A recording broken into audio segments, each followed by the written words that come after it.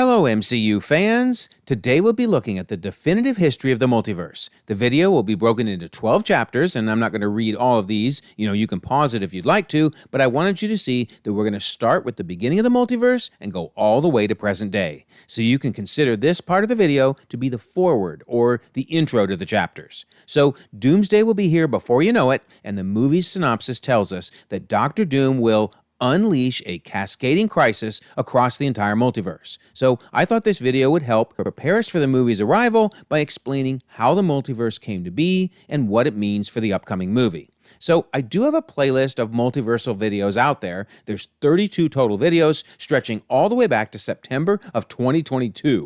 Some of the videos get 4,000 to 5,000 views, some as many as 80,000. So clearly this is a topic of interest to folks. But if you were to watch every video on this playlist, it would take 16 hours. Now granted, there's 580,000 views across all the videos, but 16 hours is obviously too much for someone to watch. And if you add in the videos on Doomsday itself, which include the most watched video on the channel about the scrapped Kang Dynasty script, it's 19 hours and 1.2 million views. So I've tried to condense it down as much as possible for this video to give you the history of the multiverse.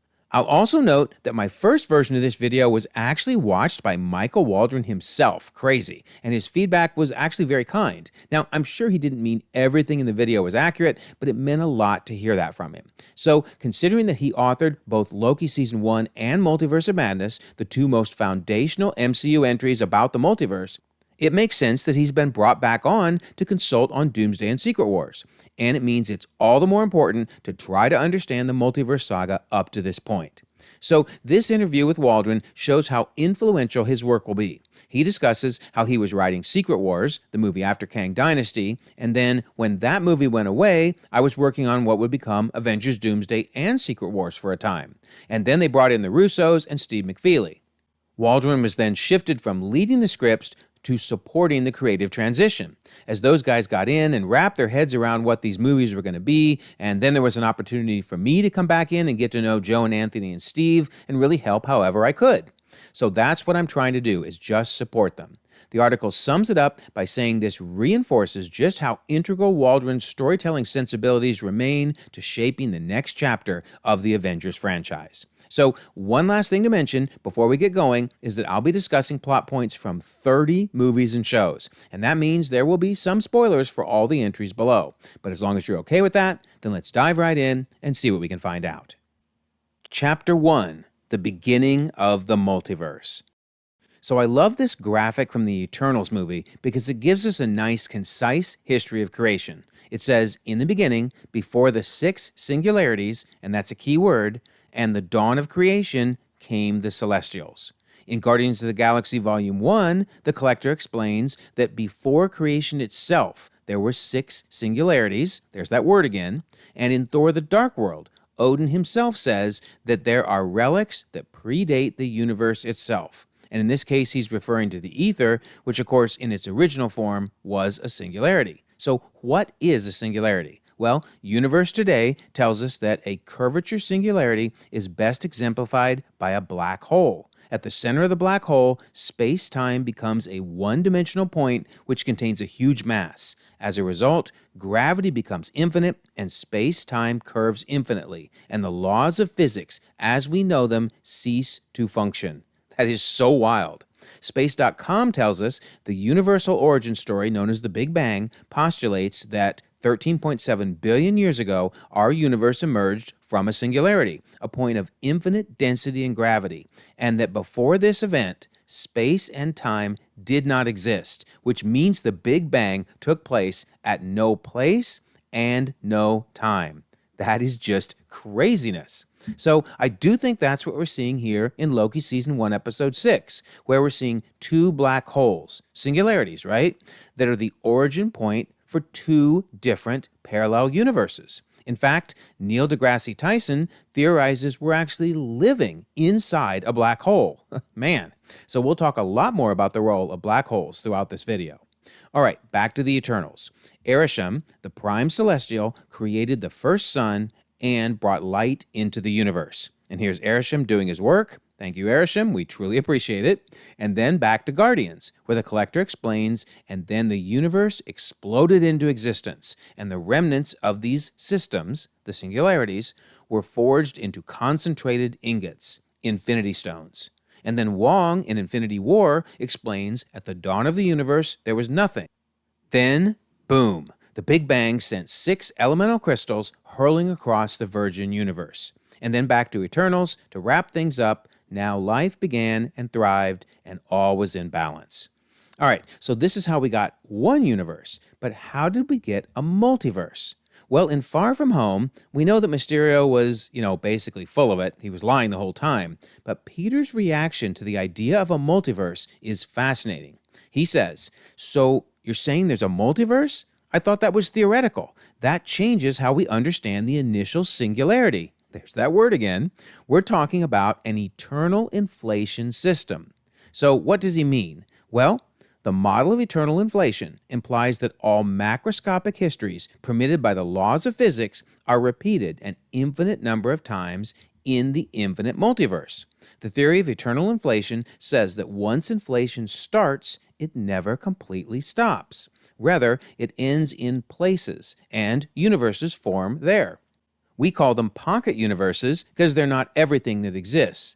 We are living in one of those pocket universes. So there you go. I love that Marvel, which is just fiction, right? But it uses science theory. That's very, very cool.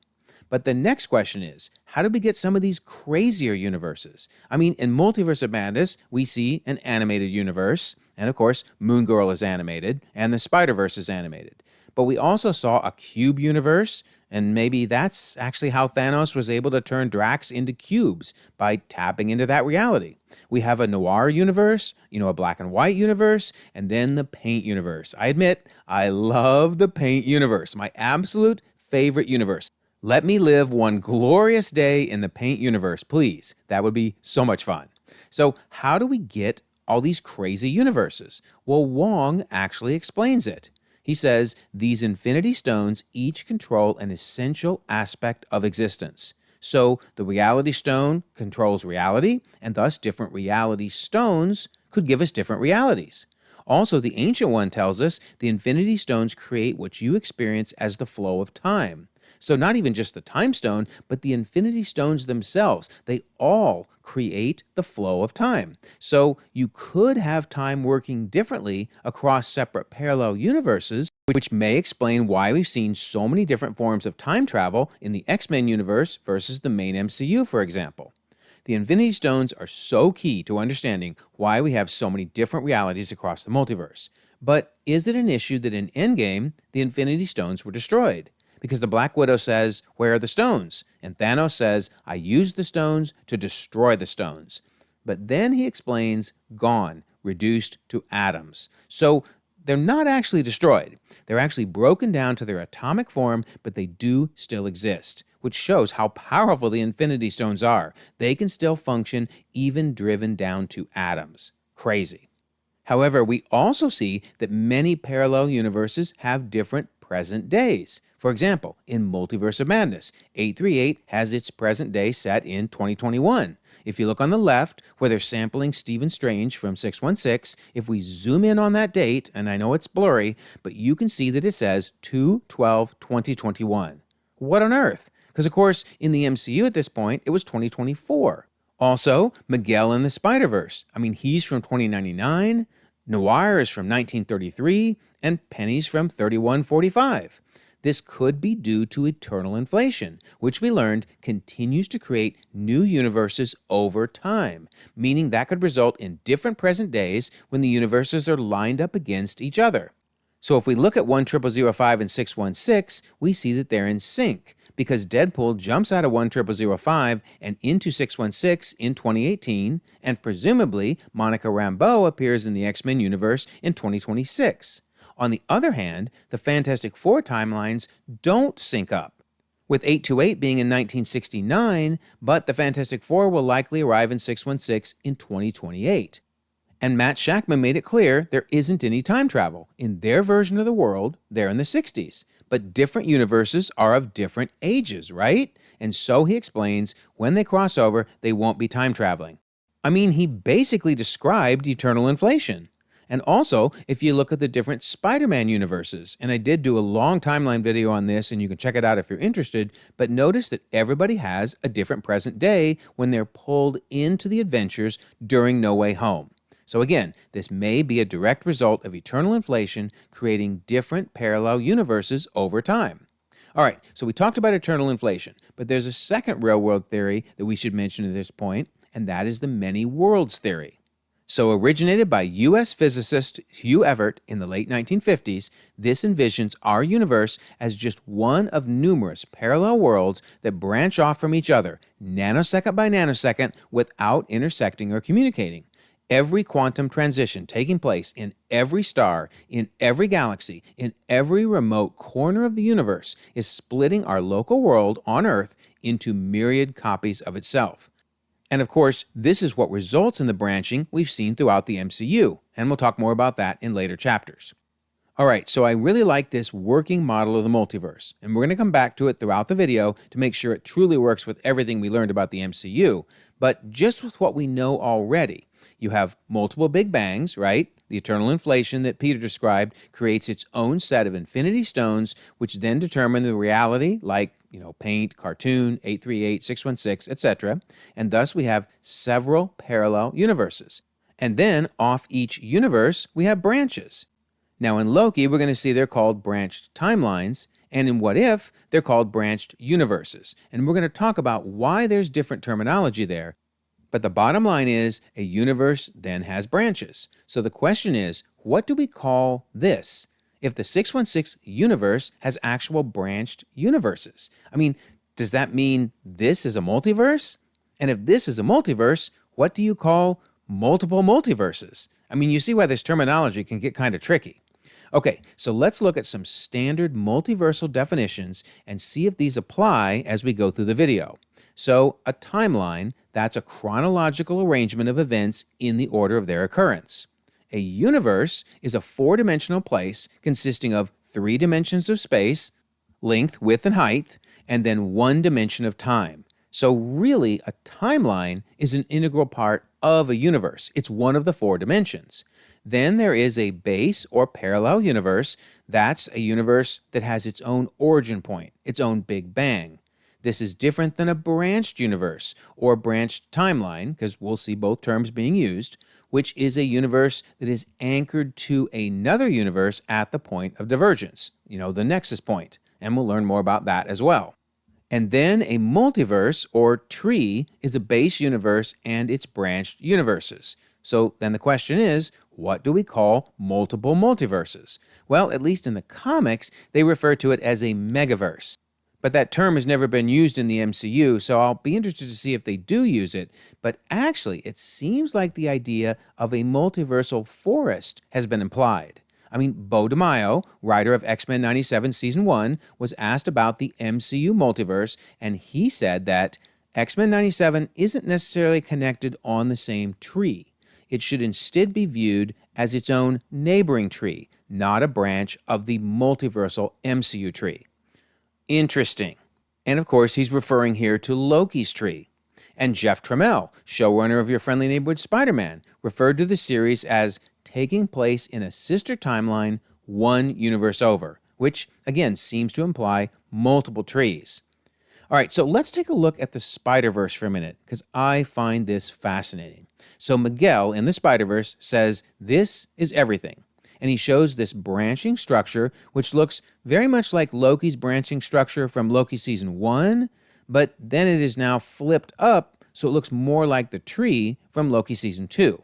So it's somewhere in between the two. But anyway, he says, and this here, and he shows these red lines, he says this is all of us. All of our lives woven together in this beautiful web of life and destiny. And Miles says, the Spider-Verse. And Miguel's like, no, it's called the Arachno-Humanoid Polymultiverse. Well, notice what he called it there. Poly, meaning many, multiverse. Many multiverses. Yeah, okay, so that's a megaverse, right? Or a multiversal forest, which that does seem to be the term Marvel is using. I mean, the concept is right there. In fact, I think this is what Miguel is talking about. So in the Spider-Verse, we have Miles' universe and Spider-Gwen's universe, Peter B. Parker's universe, etc. Each of those universes have branches, but tying them together is the web of life and destiny. So maybe the MCU will use the multiversal forest term in Doomsday. We'll have to wait and see. But the terminology shouldn't hinder us. It's the concepts we really need to focus on. So where did some of this confusion come from? Well, I find this really interesting. Michael Waldron, basically the father of the MCU multiverse, in 2021 said this really interesting statement when talking about nexus points and branches. He said, you could literally say they're all different universes, in a way, different timelines. So even back in 2021, we were seeing universe and timeline being used interchangeably. But if you think about it, sacred universe doesn't sound as cool as sacred timeline, right? So I think they opted with the timeline wording in Loki because it just fit better. So then let's take a quick look at What If. So this article in 2021 quotes A.C. Bradley, who was the main writer of What If Season 1 and 2. And she said, when you're writing animation, you're writing so far in the future that you can't think 4 years down the line. The Doctor Strange episode, which, by the way, is my personal favorite. It's got to be one of the best from Season 1. Such a great episode. But anyway, she says, I wrote it in February 2019. I think I should have called it a nexus point instead of absolute point. But the Loki scripts weren't even written yet. So that animaic locked before Loki even finished their scripts because you're always writing about 2 years ahead in animation. It's kind of intense and insane. So the key thing I want to show here is they're admitting that they actually had to write What If before Loki was even written. So the fact that some different terms are being used makes sense. But that's the IRL explanation. Now let's look at an in-universe explanation. I think what we're seeing is the story of the blind and the elephant, where 3 different people blindfolded are trying to figure out what's in front of them. One touches the trunk and says it's a snake. Another touches its side and says it's a wall. And the last says, no, it's a rope, because each of their own experiences are only part of the whole truth. Well, I think that's what's happening with everybody describing the multiverse. I mean, He Who Remains, Peter, the Watcher, Reed, Hank, Doctor Strange, all of them are only seeing a piece of the bigger picture. They're trying their best to describe it, but they're only seeing their experience of the multiverse. It's kind of like how the Infinity Saga was this slow reveal. I mean, we didn't know Loki's scepter was the Mind Stone for quite a while. And then we find out the Tesseract was the Space Stone? I mean, we knew them as the Tesseract and Loki's scepter. And then years later is when we finally put all the pieces together and understood that they were Infinity Stones. I think that's what's happening with the Multiverse Saga as well. And I think that this is the full picture. But again, we're going to continue to test it as we walk through the rest of the chapters. Chapter 2, The Multiversal War.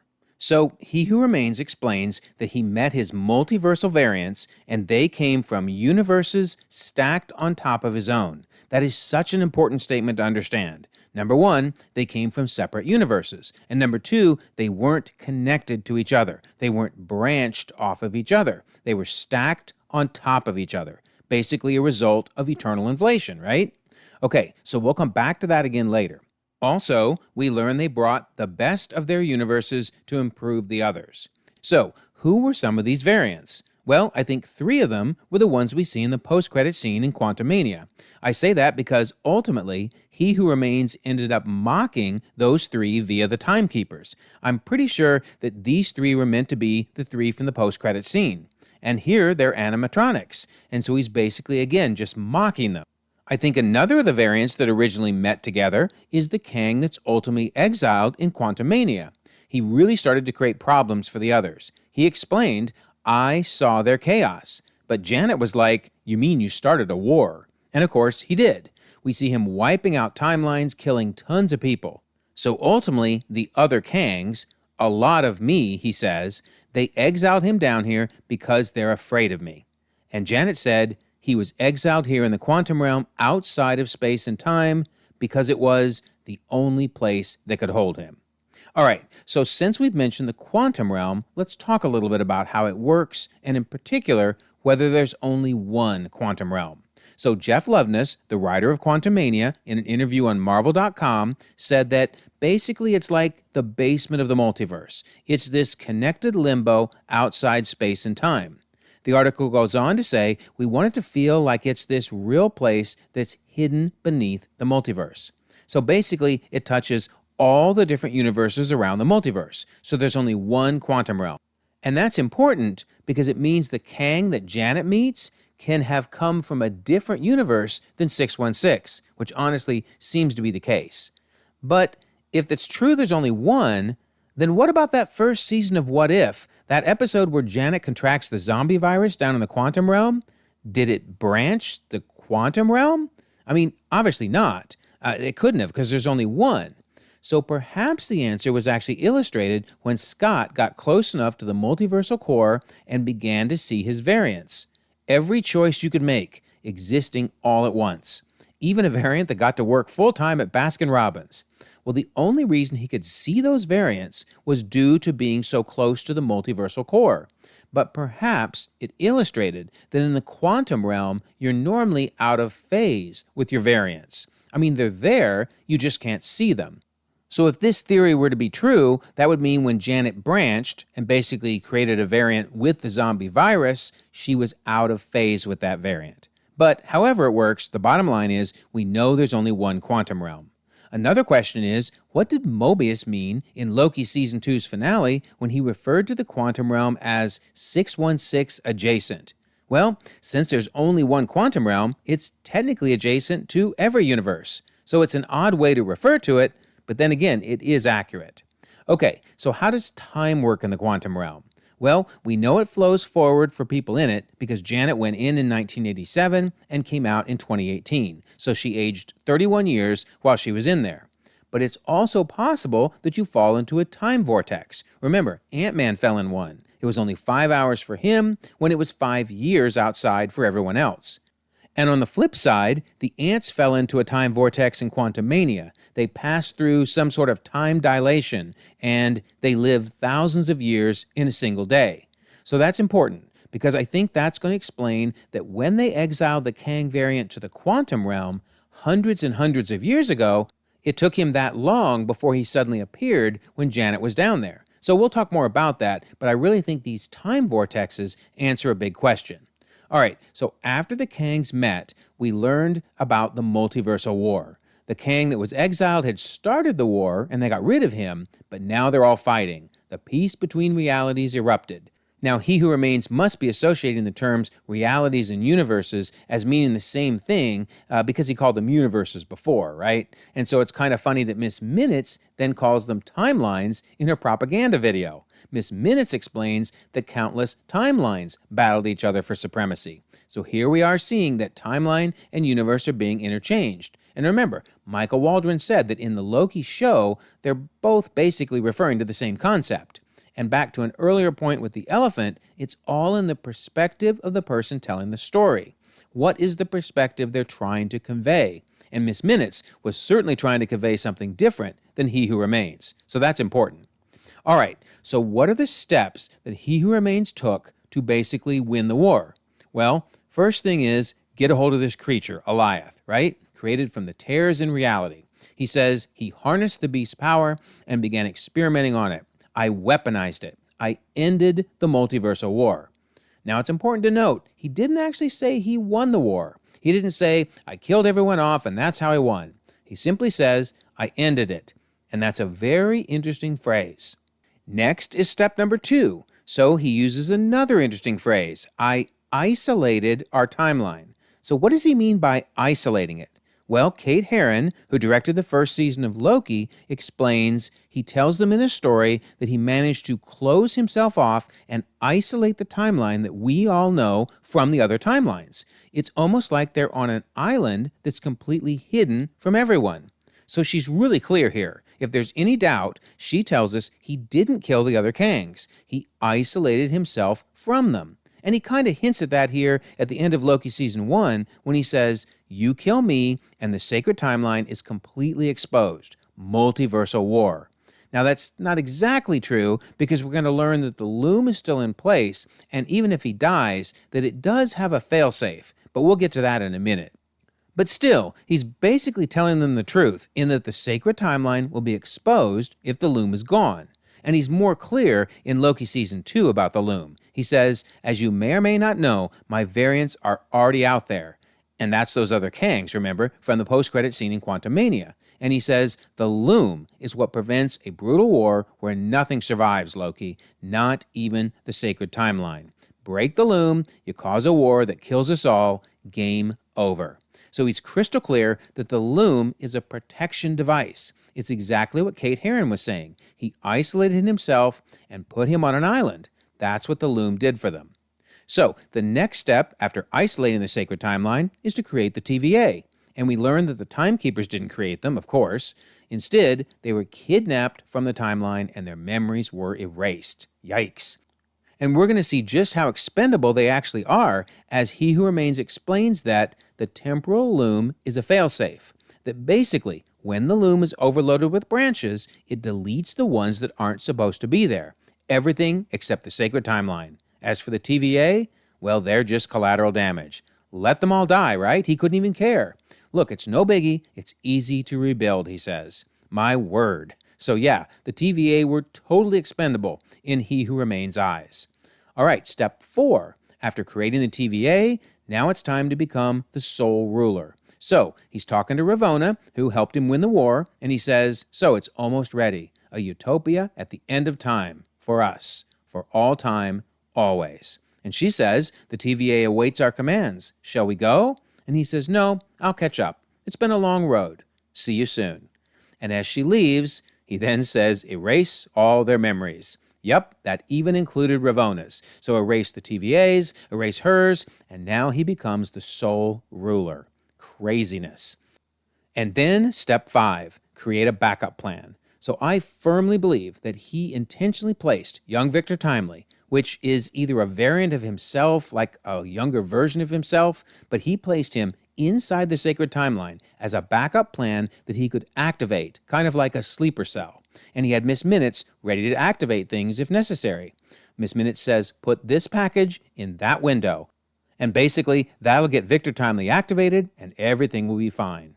Also, it's interesting to note that even the time slipping that he put Loki through during Loki Season 2, that was a backup plan as well, as it eventually brought Loki back to that vital moment at the end of Season 1.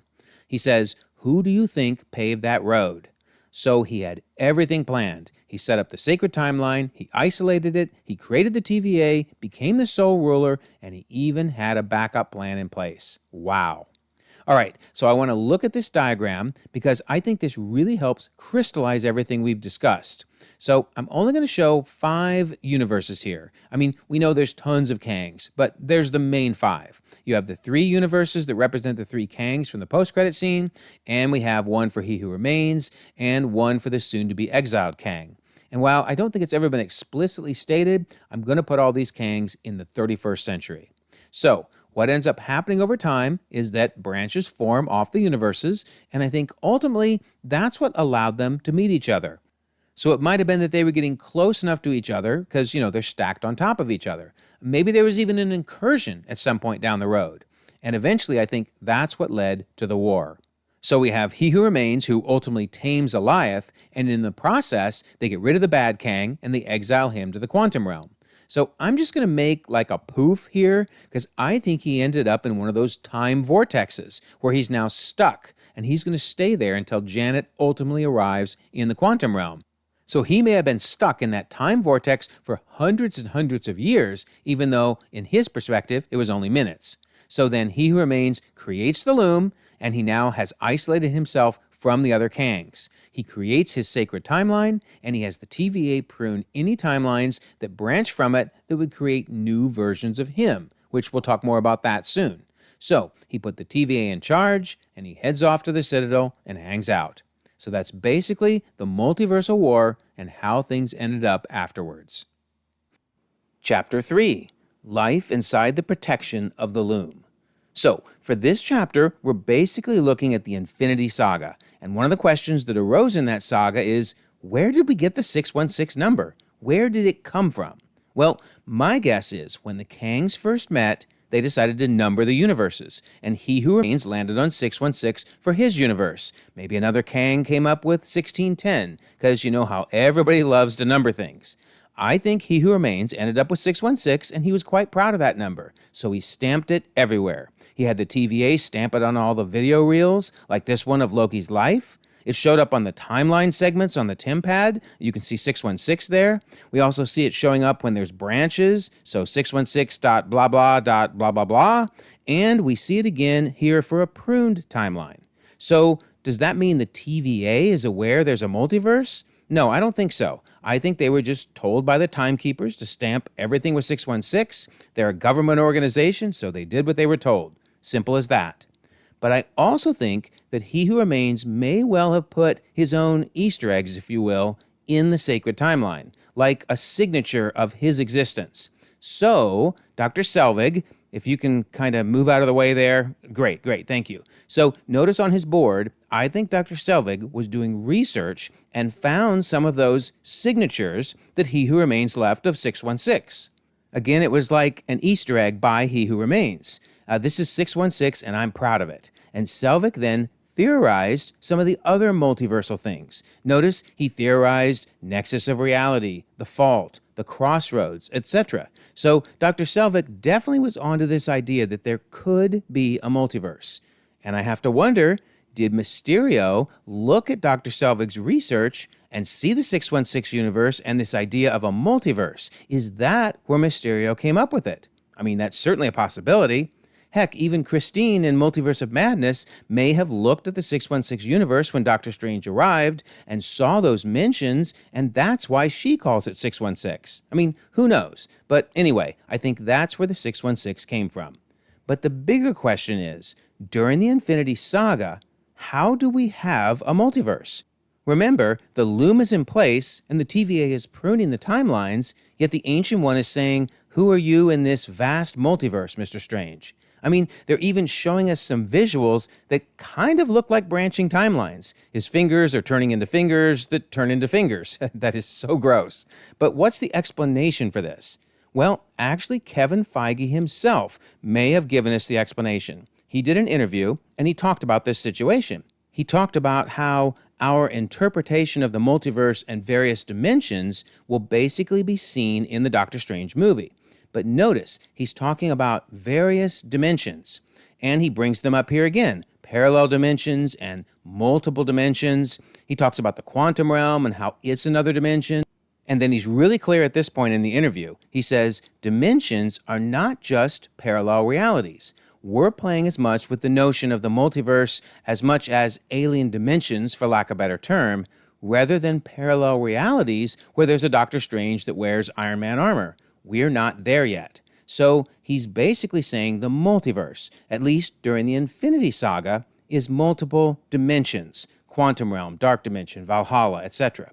I don't know why they did that. I don't know why he called it a multiverse, but he is explaining himself. He's not talking about variants, he's talking about different dimensions. Here again, he says, we're tapping into the notion of the multiverse, of dimensions right next to our own. So there you go. That's our answer. But then something else is strange. Why would the Watcher be hanging around during the Infinity Saga? Here we see the Watcher keeping an eye on Baby Groot in the season finale of the second season of I Am Groot. I love that Baby Groot waves at the Watcher. We also see the Watcher in the season finale of Eyes of Wakanda, which takes place very early in the timeline during the Infinity Saga.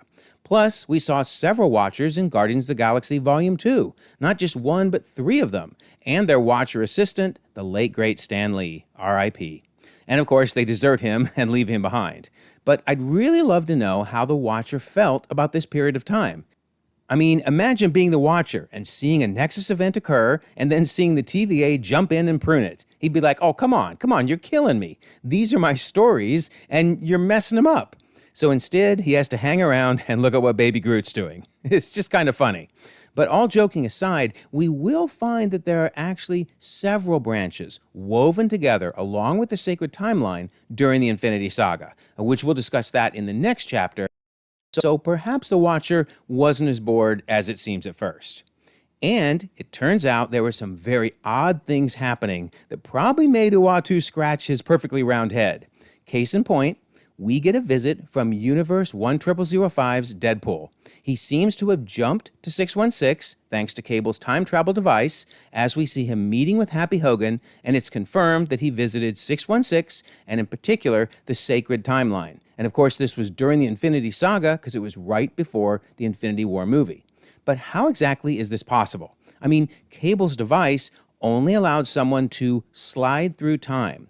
And when Negasonic and Yukio fix the device, they only talk about it reversing time. And then saying, of course, what have we done by giving it back to Deadpool? So Wade shouldn't have been able to jump to 616, let alone do it while the loom was in place.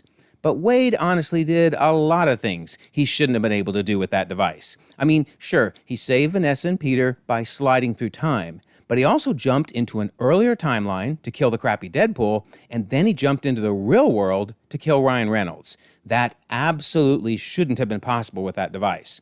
But we have to remember that fourth wall breakers do a lot of impossible things. I mean, She-Hulk broke out of the Disney Plus homepage and kicked her way into the assembled episodes, and then she confronted Kevin. So we have to accept that Deadpool entering the Sacred Timeline via Cable's device is only possible due to Deadpool's ability to do the impossible. Fourth wall breakers gonna fourth wall break. One last important event to mention during the Loom period, i.e. the Infinity Saga, that's the point when Janet is in the quantum realm the first time around. And notice who comes flying out of their time vortex centuries after he was sent into the quantum realm? None other than the exiled Kang.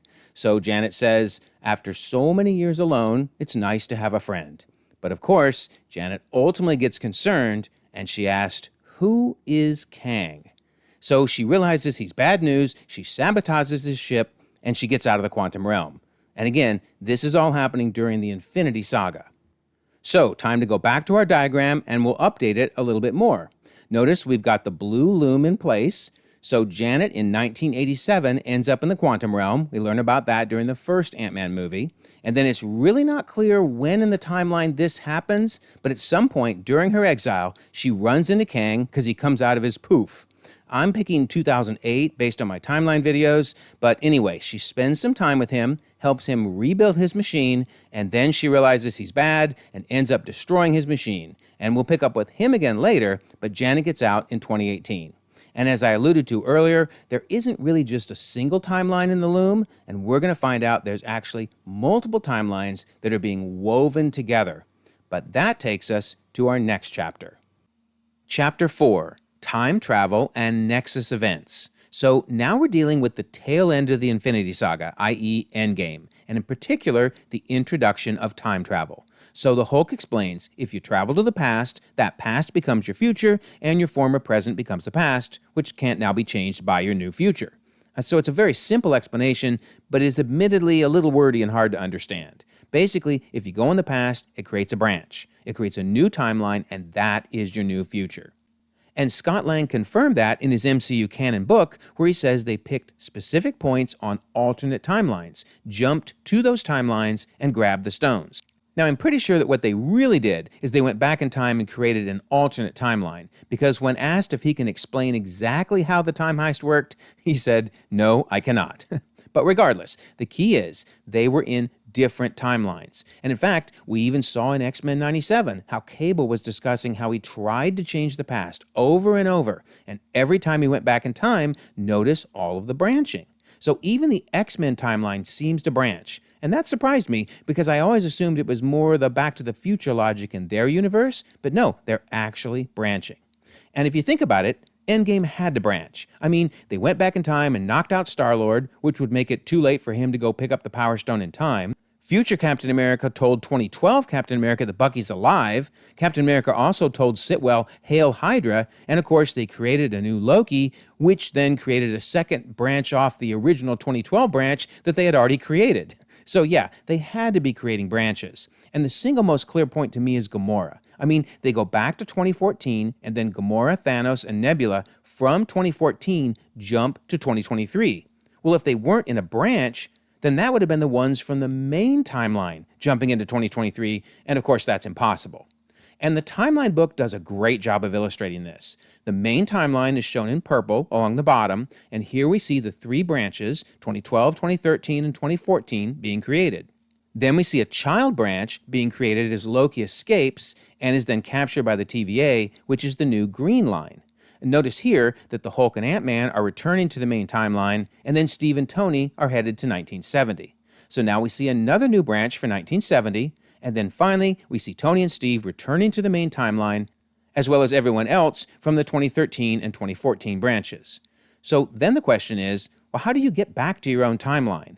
Well, I'm going to turn to Agents of S.H.I.E.L.D. because Fitz gives a crystal clear explanation.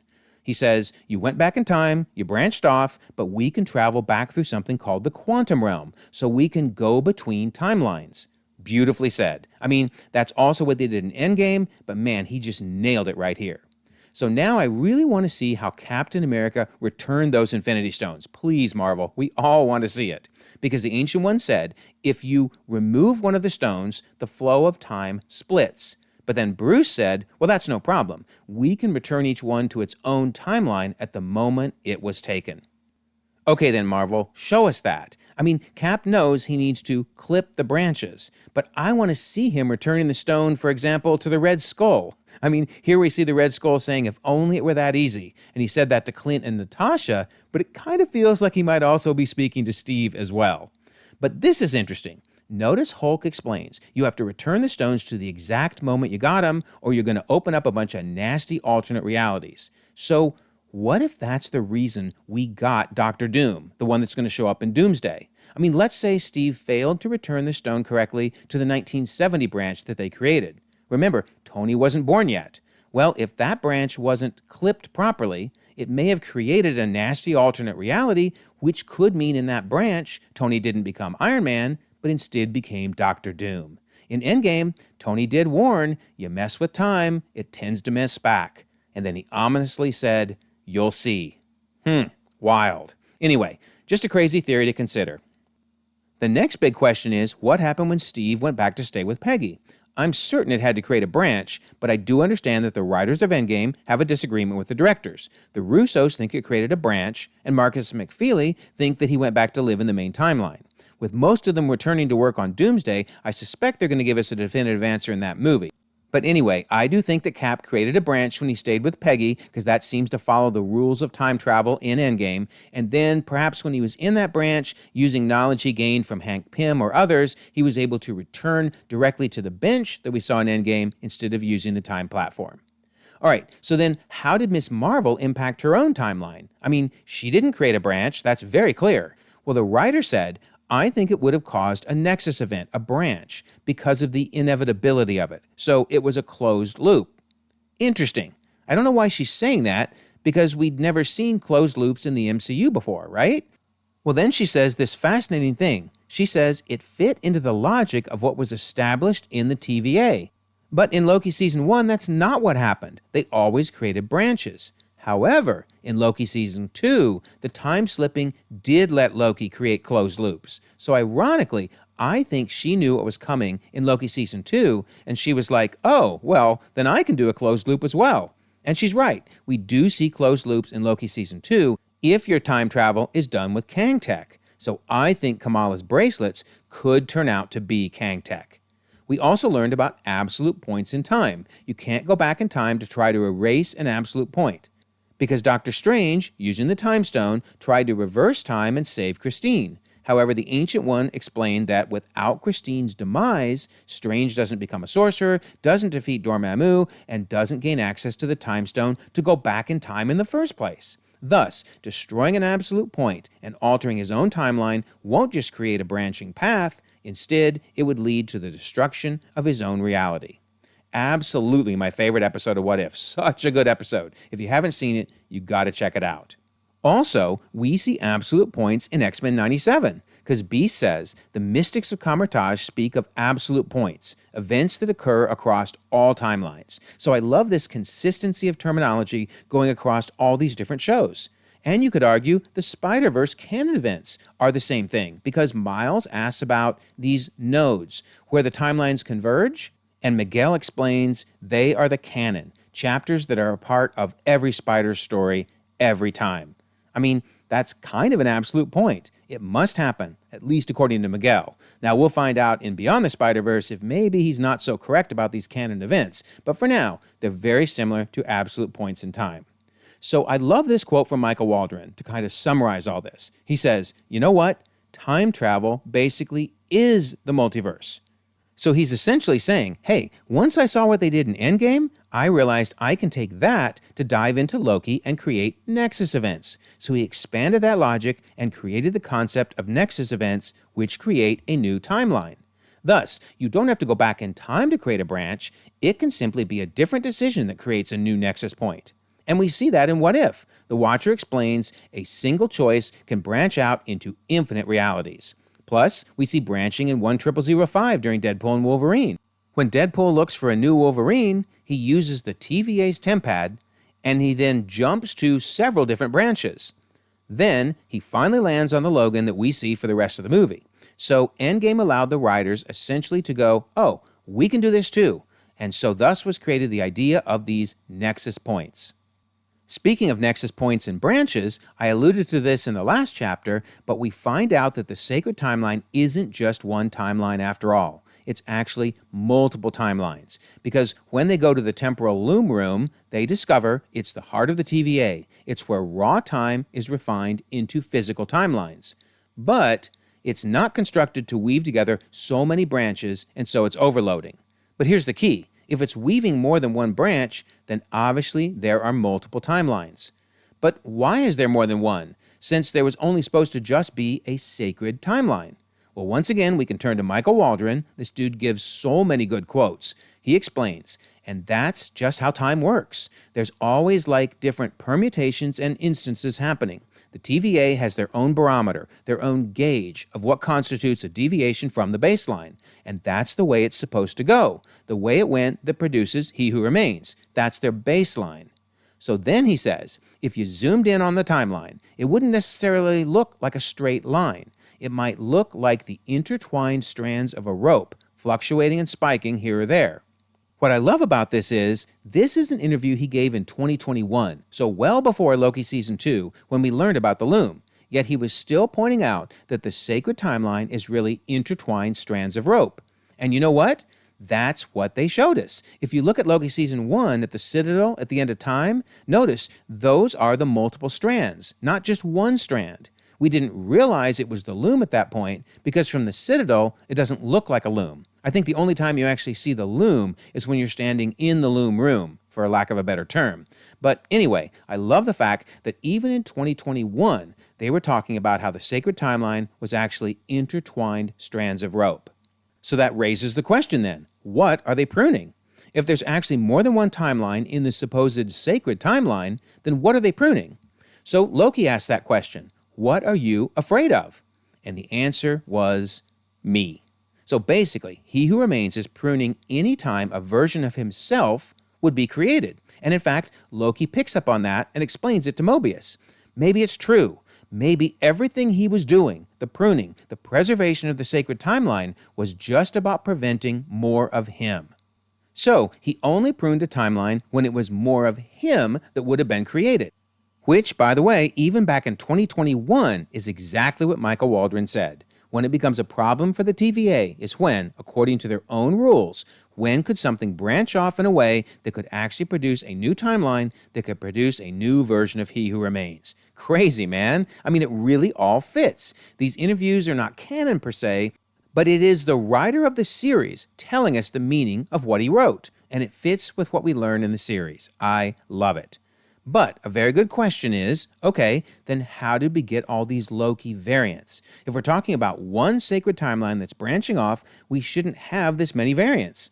Well, first of all, Mobius does confirm that every single Loki came from the sacred timeline, because he says, when we get out on the branch, we're not just looking for a time criminal, we're looking for a Loki. So he's establishing that every Loki comes from a branch off the sacred timeline. But how is it they look so different? I think Sylvie gave us the answer. She said, the universe wants to break free, so it manifests chaos. The bottom line is, the universe does not want to be unnaturally contained inside a loom. It does not like being pruned. So the universe creates chaos. and that chaos is, like me being born, the goddess of mischief. So in other words, every Loki is chaos. It is the universe creating all these different variants with the hope that eventually they will break the universe free. And in fact, they do.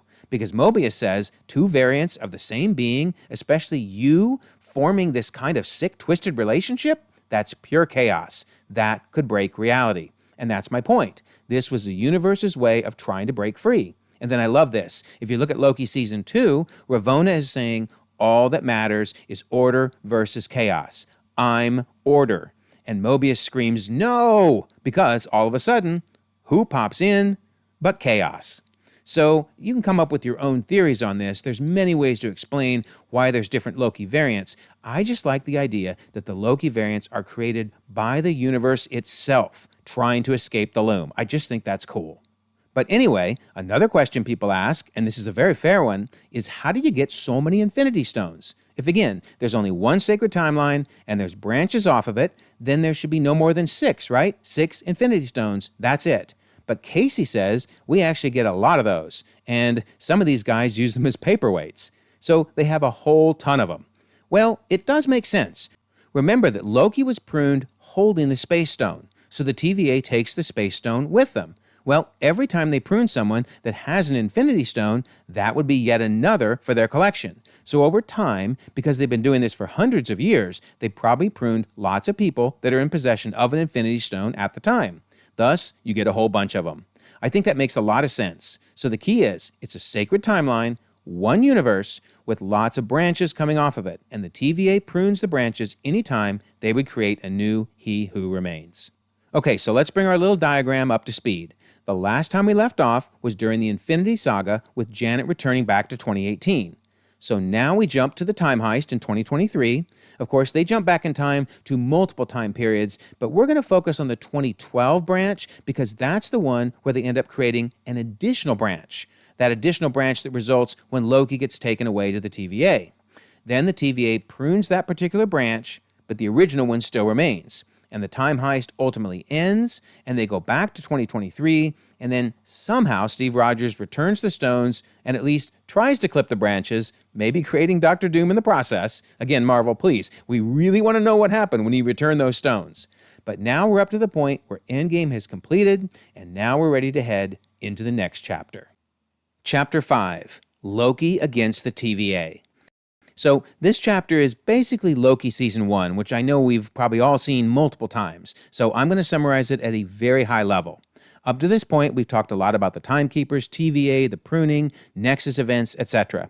So what I want to focus on here is what essentially is the whole point of Loki Season 1, and that is that He Who Remains controls the path of Loki and Sylvie until they reach him and he can give them an ultimatum. So that means that the variant Loki that was created during the time heist was actually an essential part of He Who Remains' plans. Ironically, when he's captured by the TVA and brought before Ravonna, she says that what the Avengers did was supposed to happen, but you were not. But that shows how He Who Remains lied to the TVA. Clearly, the Loki variant was supposed to happen because he explains, I paved the road. That means that he controlled both Loki and Sylvie's entire path. All of these things. We see them meet, they initially fight each other, then they kind of reluctantly team up, and they even have a little bit of a romantic adventure on Lamentis. Then this results in their capture, but eventually they end up exposing the Timekeepers as fake and the TVA as a sham. They're pruned and sent to the Void. They have some more crazy adventures. They finally reach Alioth, who they enchant together, allowing them to get past Alioth, and ultimately they reach He Who Remains. He then gives them a choice. You either take over and my life's work continues, or you plunge a blade in my chest and an infinite amount of me start another multiversal war. But then he says something interesting. We just crossed the threshold. So what exactly is this threshold? I mean, we hear thunder rumble outside, and he says, oh. And then, as the branches are forming, he says, I have no idea how the rest of this is going to go. Now, they never really tell us what the threshold is, so honestly, any theory is valid. My theory is, when he says it, it's right when these branches are forming and slowly getting out of control. Well, why are they forming? Because back at the TVA, Mobius and B-15 have finally grown a conscience and decided they're no longer going to prune these branches. They realize they're killing variants, just like themselves. So they stop. They basically rebel against He Who Remains. Mobius says, "No turning back now." And who said anything about turning back, said B-15. So they basically rebelled and stopped doing their job. I think that is why there is a threshold that's crossed. So now we wait and see what Loki and Sylvie are going to do. Well, they obviously fight each other for a while, but then Loki is pushed through a time door by Sylvie. And keep in mind, it's a time door that was opened by He Who Remains Tempat. And that is really important because I think it was programmed with the time slipping, because when Loki in season 2 finally gets back to He Who Remains, he says, "Who do you think paved that road?" So it was He Who Remains who caused Loki to do all the time slipping, which initially takes Loki into the TVA's past. And we'll pick up on Loki in the next chapter when we get to Loki season 2. What about Sylvie, though?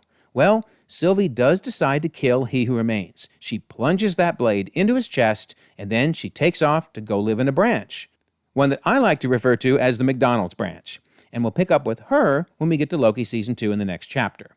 So now let's summarize these main points. There's so much that happens in this season, but the main points are that Loki is captured by the TVA, eventually he and Sylvie meet up, they reach Alioth, they enchant Alioth, they reach He Who Remains, they fight, and Sylvie pushes Loki through the time door, which causes the time slipping and sends him into the past. Sylvie then kills He Who Remains while all the branches are going crazy because the TVA is no longer pruning. Sylvie takes off to go live in that McDonald's branch, and poor Loki has to deal with a loom that is now falling apart. So I'm going to switch the loom to dotted lines because the loom is now slowly disintegrating, and of course that's going to lead us into Loki season 2. Chapter 6, The Failing of the Loom. So this chapter is most of Loki season 2, which again, I'm sure we've all seen multiple times, so I'll summarize at a very high level by saying that it basically involves Loki realizing over and over again that the loom cannot be fixed. The branching, which is left uncontrolled because they're no longer pruning it, leaves the loom in a state where it's disintegrating. We see them trying multiple times, right? "Be brave, you're so brave," he says to Victor Timely, who then heads out on the platform and gets spaghettified over and over again. So Loki realizes there just isn't a solution for fixing the loom, and so he will decide he needs to destroy it. But that we'll get into in the next chapter. However, what's so important to understand is that while all of this is going on, while the loom is fracturing and fraying and splintering and cracking, a lot is happening in the main MCU. In fact, we're going to see most of the Multiverse saga is happening while this is going on. So, when Marvel released their season-by-season breakdown of all the different TV shows, we learned something wild. Notice, Loki Season 1 is right after Endgame, no surprise there, but Loki Season 2 does not end until after the Marvels. So, they're basically saying the loom, the dotted blue lines, is slowly falling apart, essentially during the entire Multiverse saga up to that point. So that means that most of the movies and shows that deal with the multiverse are happening while the loom is in place, but has cracks, letting the multiverse in and out. So what do we think about that? I mean, does it make sense that Loki Season 1 and Season 2 are basically running parallel to other events in the MCU? Well, the timeline book actually shows us that Loki Season 1, that's the green bar there, has events happening while Endgame is going on. But then there continue to be events happening in Loki Season 1 after Endgame, and in fact leading right up to WandaVision. So the timeline book is saying Loki Season 1 is happening parallel to other events, so therefore Loki Season 2 would as well. And when we get the updated timeline book, I'm going to bet the green bar will continue on until after the Marvels. Wild. So does that mean time flows in the TVA? That seems a little confusing, because in the first season, when Loki asks Mobius, "How long have you been here?" he says, "I don't know, it's hard to say. Time passes differently here in the TVA." But in Loki Season 2, after Loki stops time slipping, Mobius says, "What do you mean you've been in the past? Where?" And he says, "Here. The past here." "Well, there is no past TVA," says Mobius. "Time doesn't work like that here." And Loki says, "It does. It's happening to me." So the very fact that he could time slip into many different points of the past and even the future shows there must be some flow of time. So look at the fact that he goes back in the past to visit OB, and OB says it's impossible to time slip in the TVA. And then when Loki returns to the present, OB says, a long time ago, he came to me complaining about time slipping. A long time ago. That says there's a flow of time. And the fact that they create a temporal aura extractor in the past, and then sure enough, it shows up in the present, again shows the flow of time. Look at the fact that Sylvie says, I had to pull a memory from hundreds of years prior before she had even fought for them, referring to before they became TVA agents and when they were still in the sacred timeline. Hundreds of years have passed, and that's a flow of time. OB mentions 400 years passing. Ravonna mentions eons of friendship. He Who Remains mentions eons ago before the TVA. And even the lunch breaks are limited to 17 minutes. All of this implies there must be a flow of time. I would even argue that the time twisters that we see in Season 1 reference time. I realize they're a spatial device. They move you spatially to a different location, but it's a location you were at in the past. So it can't even work if it can't tap into where you were in the past. So the bottom line is time does seem to flow in the TVA. It flows very differently, but it does flow. However, didn't we see that centuries passed for Loki during Season 2? Remember, Loki asked OB, how long will it take for me to know everything you know about mechanics, physics, and engineering? Let's assume I don't know much, but I'm a fast learner and I'm a god. Decades? Loki asks. But OB responds, centuries. And sure enough, we see that centuries have gone by. But was that centuries for everyone or just for Loki? Keep in mind, he kept time slipping back to the same moment to learn a bit more each time. It's similar to Bill Murray in Groundhog's Day, where he learned to play piano over a long span of time, but for everybody else, it was just one day. Man, poor Loki. All right, so while Loki Season 2 is going on, the loom is cracking and fraying and falling apart. It's still intact, but it does have many, many cracks in it.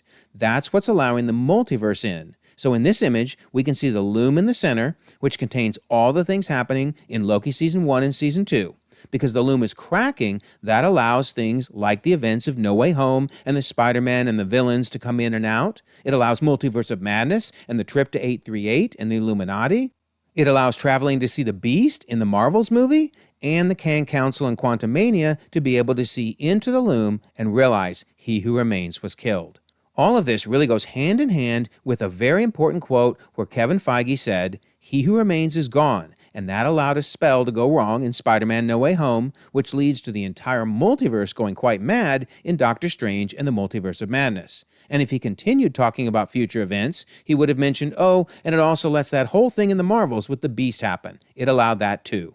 Now, Kevin Feige didn't go into details on the loom because we hadn't seen Loki Season 2 yet, and that hadn't been revealed. But he's still right that He Who Remains was killed, the branching was no longer being pruned, and it was branching out of control, cracking the loom, and all of these different things are happening. And so we just have to understand that strange as it may seem, while the loom is falling apart in Loki Season 2, time is also passing in the main MCU, and crazy adventures are occurring. Perhaps when Loki was pruned out of 616, it started the events of the TVA and the MCU to run in parallel.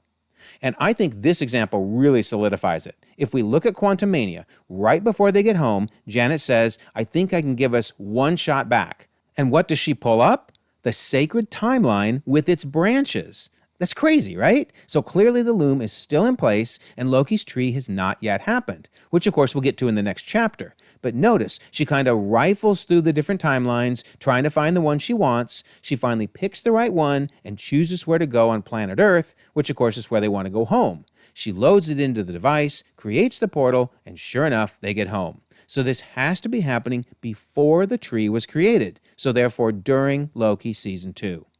So, speaking of Quantumania, what happened to this guy? The Quantumania Kang. I mean, does anybody really think he's dead? I suspect the original plans were for him to come back as the Beyonder or some type of Beyonder. I mean, certainly he wouldn't have looked like that, but he was going to come back as the Beyonder and would have created Battleworld. but I do suspect with the pivot to Doctor Doom, Marvel goes a different direction, and perhaps Marvel just decides he's dead after all. And while we're talking about him, what about the Kang Council at the end of Quantumania? Who exactly are they referring to when they talk about the Exiled One? So they say, so the Exiled One is dead. Are you sure he's dead? Well, if it wasn't true, I wouldn't call you. Must really eat you up that you're not the one who killed him. And that's very important. They wanted to kill him. Keep that in mind. None of us did. They did. They're beginning to touch the multiverse, and if we let them, they will take everything we've built. So, obviously, they bring the whole Kang Council, and they're all hooting and hollering there, but who are they referring to when they talk about the Exiled One? I think this is really important to understanding what's going on in Loki Season 2 with the loom falling apart, etc.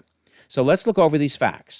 All right, so who are they referring to? So the Kang Council leadership calls him the Exiled One. They know he's dead. They wanted to kill him, and his death means they're beginning to touch the multiverse. So are they referring to the Kang from Quantumania? Well, definitely throughout Quantumania, Kang refers to himself as the Exiled One. So yeah, they exiled him. That works. But do they know he's dead? Maybe. I don't know if they can see into the quantum realm. They basically just exiled him to the quantum realm and they wrote him off. They didn't even care what happened to him. And they said they wanted to kill him. Well, if they wanted to kill him, why did they send him to the quantum realm? It wouldn't make sense for them to be referring to the Kang in Quantumania, as they would have just killed him up front. I don't think they wanted to kill one of their own variants at that point. They maybe even had a rule against it. But they also say his death means they're beginning to touch the multiverse. Well, did anyone in Quantumania, any of the Ant family, Scott, Hope, Janet, etc., did they really touch the multiverse?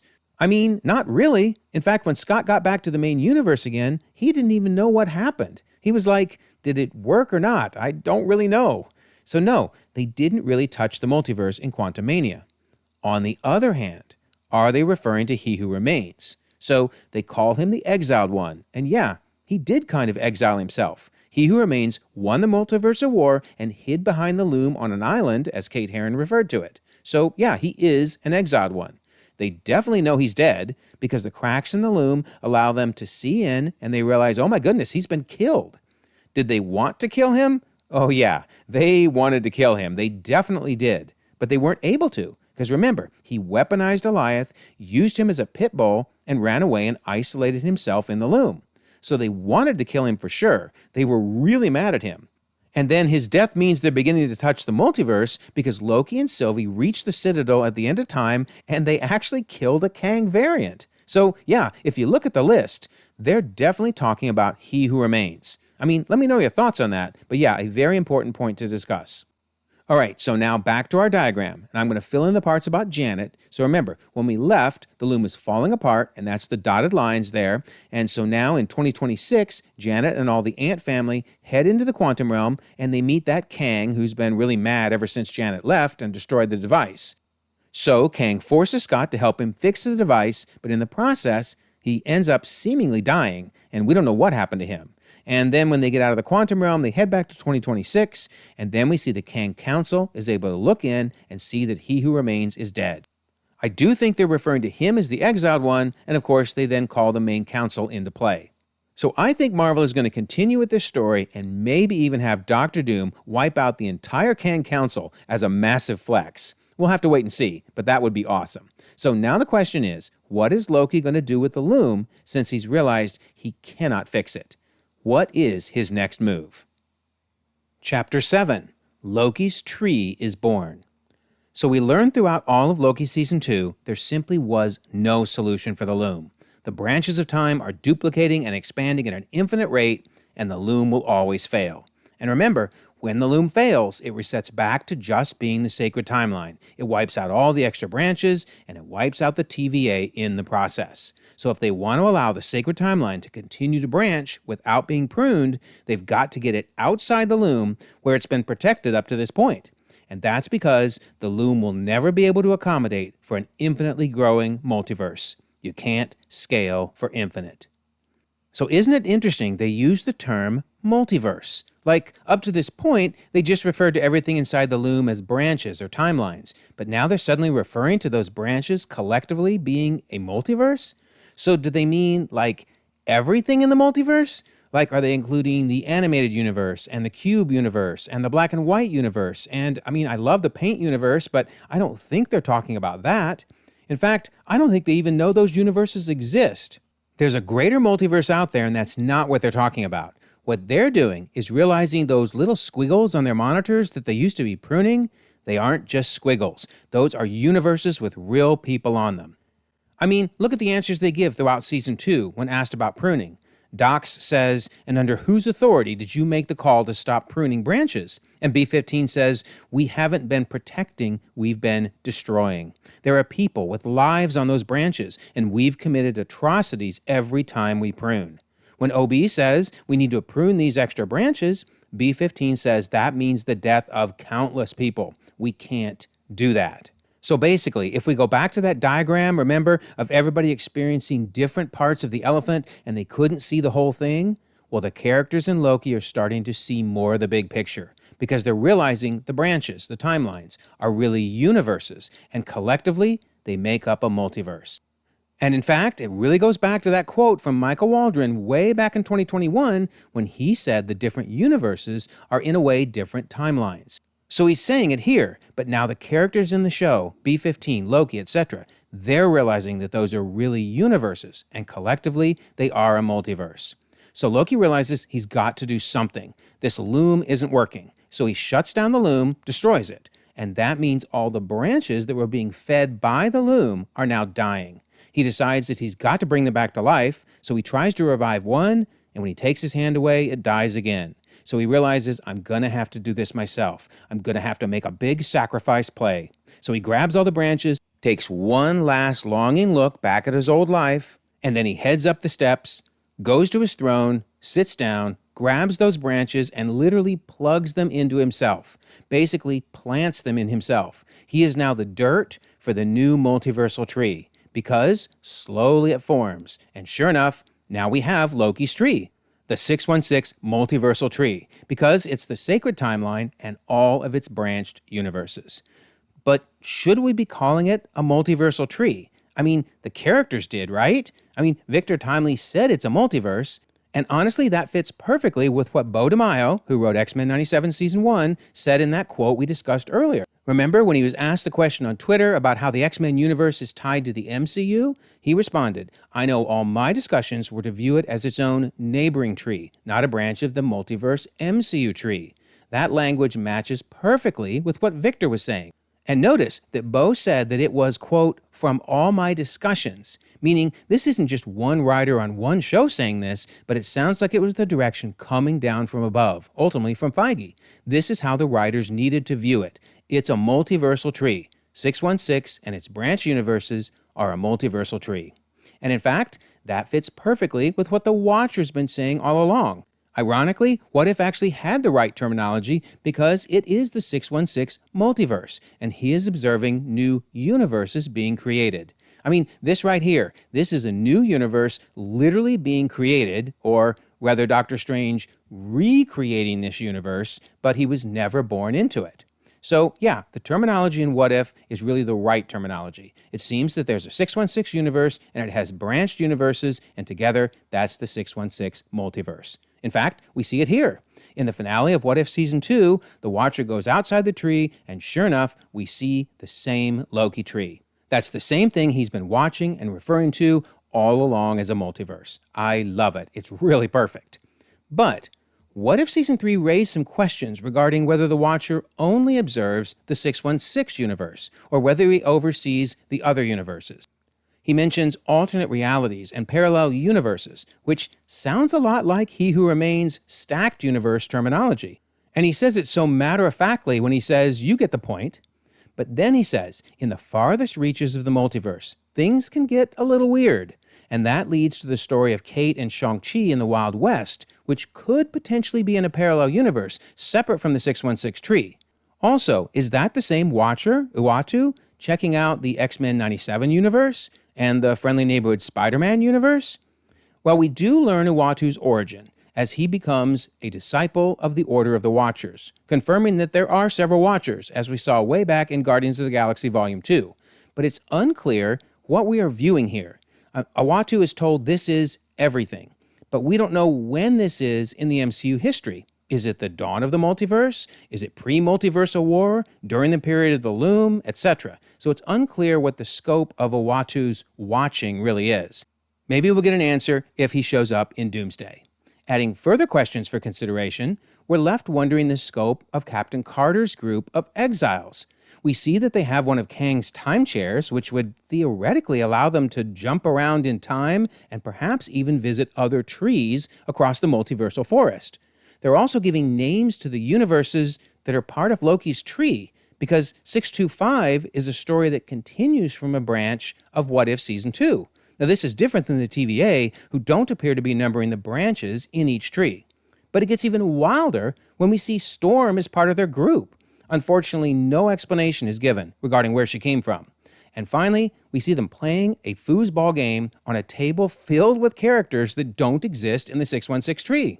There are heroes and villains from the X-Men of 10005, the Fantastic Four of 828, etc. This seems to indicate the exiles are aware of the other trees across the multiverse. It would have been nice to have spent more time with the exiles to learn about their mission and their understanding of the greater multiverse, but unfortunately, we're left to decide for ourselves what the backstory for this group is. Perhaps an easier question to answer is whether What If is an animated universe or not.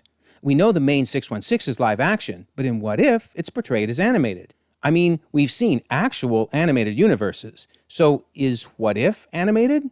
Well, clearly the answer is no. I mean, sometimes it's just a creative choice to show things as animation. Like this right here. This is from I Am Groot Season 2, and obviously I Am Groot is in the live action main 616. Yet here we see Uatu in animated form, watching away. And in fact, an even better example is in Guardians of the Galaxy Holiday Special. We have a flashback that's animated, but obviously they didn't suddenly turn into animated characters at this point. It was a creative choice to show it as animated. So with What If, it's likewise a creative choice to show it in animated form, even though it's really live action. Another great example is Werewolf by Night. I don't think it's in a black and white universe. In fact, the timeline book makes it clear because this is a picture from the timeline book showing it's actually in a color universe, not black and white. In other words, it's part of the 616 universe. So sometimes there's creative choices to show something in black and white, and other times, like the Noir universe, it actually is a black and white universe. Really cool stuff. All right, so let's go back one last time to our diagram we've been using to illustrate the history of the multiverse. So remember, we left with Loki and the loom falling apart, slowly disintegrating. So Loki makes the call, I've got to shut it down. And of course, when he shuts it down, that leaves the branches dying. So Loki has to grab them, pull them into himself, and he creates the new 616 multiversal tree. Also, the new TVA is formed, and we're going to talk about them in the very next chapter. But one last thing to point out is, because they're no longer pruning, I think we're going to see these branches continue to form and maybe start to overlap between different parallel universes. So maybe one of the Kang universes, or 828, or 10005, etc., may start causing incursions. And so we'll talk about those in an upcoming chapter as well. Chapter 8, Life After Loki's Tree. So, what is life like now that Loki's tree has been formed? I mean, we have Loki helping the tree grow. He's kind of stuck right now. I mean, will he ever get out? I hope so. I hope he gets to see Thor at some point because I want those two to reunite. So maybe that'll be down the road. But I'm also worried Dr. Doom will be coming to unseat Loki off that throne. As for the TVA, they have a new mission. We see their poster, Let's Grow Together, and it's the tree, just growing away, no longer pruned, which is great. We see all of them in the control room. They're working as a team. In fact, look at the monitor in the center. We see what looks like Loki's tree there, growing upwards and then outwards, infinitely. Awesome. Then they start talking about getting reports on the variants of He Who Remains. They say, do any of them know that we exist? And the answer is no. So who are they talking about here? Well, notice, they didn't call them Kangs. That's interesting. But who are we talking about? Well, I don't think we're talking about these guys, the main Kang Council. And I also don't think they're talking about any of the Kangs in the Coliseum of Kangs that we saw in the Quantum Mania post-credit. Wherever they're located, they're hidden away somewhere. So who are they referring to? Well, remember, when the loom was in place, they pruned the branches. And why did they prune? Because some of those branches inside the loom could have formed a new He Who Remains. Well, likewise, now that they have a multiversal tree that's not being pruned, Some of those branches in the tree could become a branch with a He Who Remains. So that's what I think they're monitoring anytime a new He Who Remains pops up inside the multiversal tree. And so far, none of them have caused trouble. Well, they do say one of them caused a little bit of ruckus on 616 Adjacent Realm, which we discussed earlier is referring to the quantum realm since there's only one for the multiverse, and therefore it's basically adjacent to everything, including the tree. So they said they handled it, but we're good for now. So one of their missions is definitely to keep an eye on the 616 multiversal tree to make sure no new He Who Remains pops up, and if so, they keep an eye on them. We also see them all working together in the war room as a team. That's awesome. But we also discover they have expanded their mission beyond Loki's tree. Now that the loom is gone and B-15 is in charge, they can use He Who Remains software to track the other parallel universes. Keep in mind that we saw that the TVA is massive. Hundreds of thousands of people must work there. And since they're no longer pruning branches, they basically have nothing to do. So rather than just monitoring the 616 tree, which is very stable at this point, they've expanded to monitoring the other trees in the forest. So Loki's tree is 616 and its many branches, but the greater multiversal forest includes lots of universes. 838, 828, 10005, the Spider Bros and Venom, Blade, Elektra, earlier versions of the Fantastic Four, etc. One big reason we know the TVA has expanded their scope is they used to only use the 616 numbering, as we discussed earlier. But now they're aware of the greater multiverse, and they began numbering the other parallel universes, which we see with the 10005 X-Men universe. We see that numbering appearing on their monitors as they're tracking the events in 10005.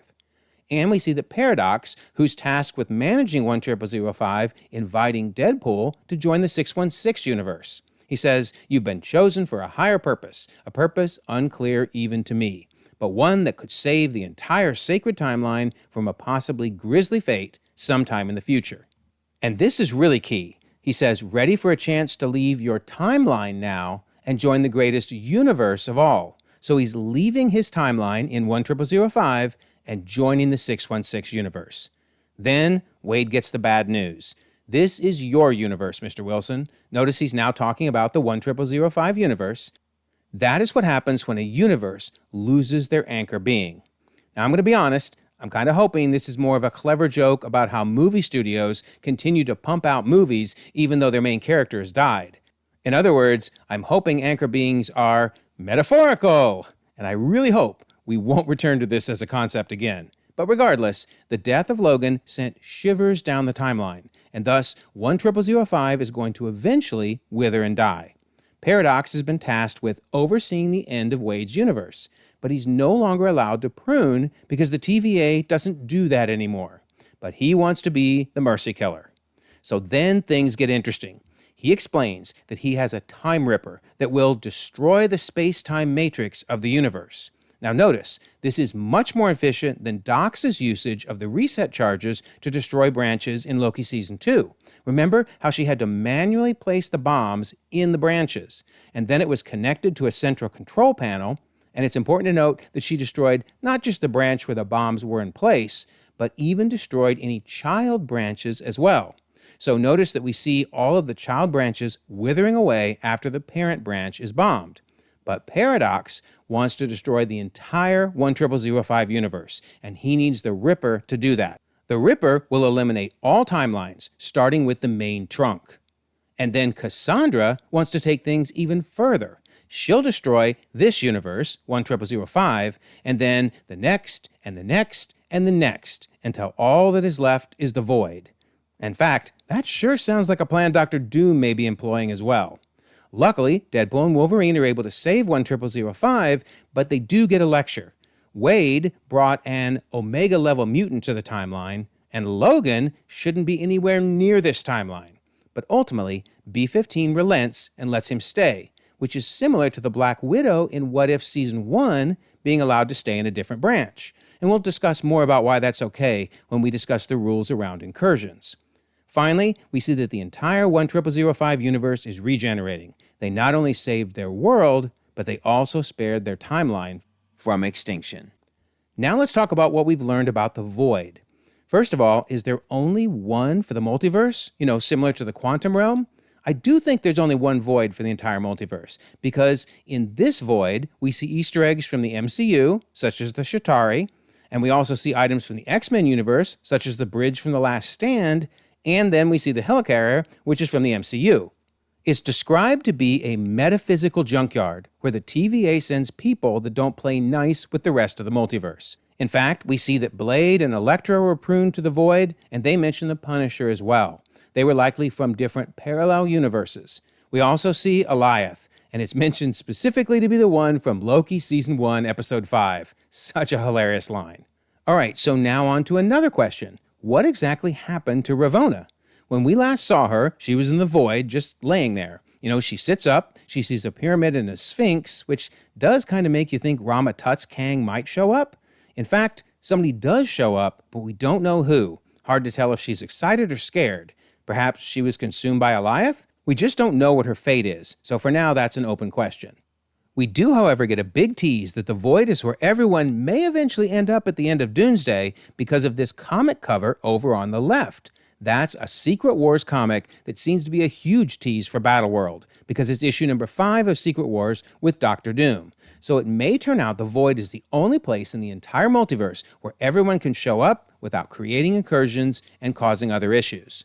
And while we don't know much about his plans, we know Doctor Doom is coming, and when he's done, the multiverse will likely be no more. So we saw him in the post-credit scene for the Fantastic Four, and he'll likely be using Franklin in his plans. And we know that 616 will be dealing with a huge space crisis, even if Yelena is having trouble getting details on it. Note that the monitors can detect that there's an extra-dimensional ship, which is certainly interesting, and sure enough, that cool ship belongs to 828's Fantastic Four. So we're not sure who's in the ship, but it definitely has made a multiversal trip. Now, one of the people who isn't surprised by all of this is the leader. He warned that this isn't the only world and that they may need to protect this place from the others.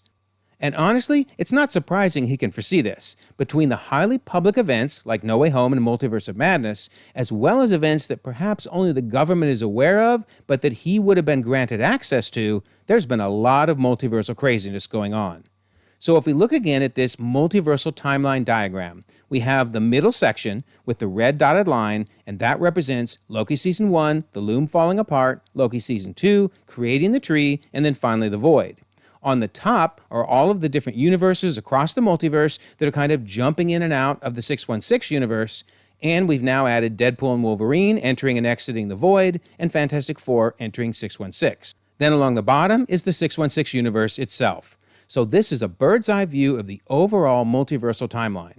So now it's time to talk about what it's like to jump between branches and how that's different from going between the parallel universes across the multiverse. Chapter 9, Traveling Between Branches.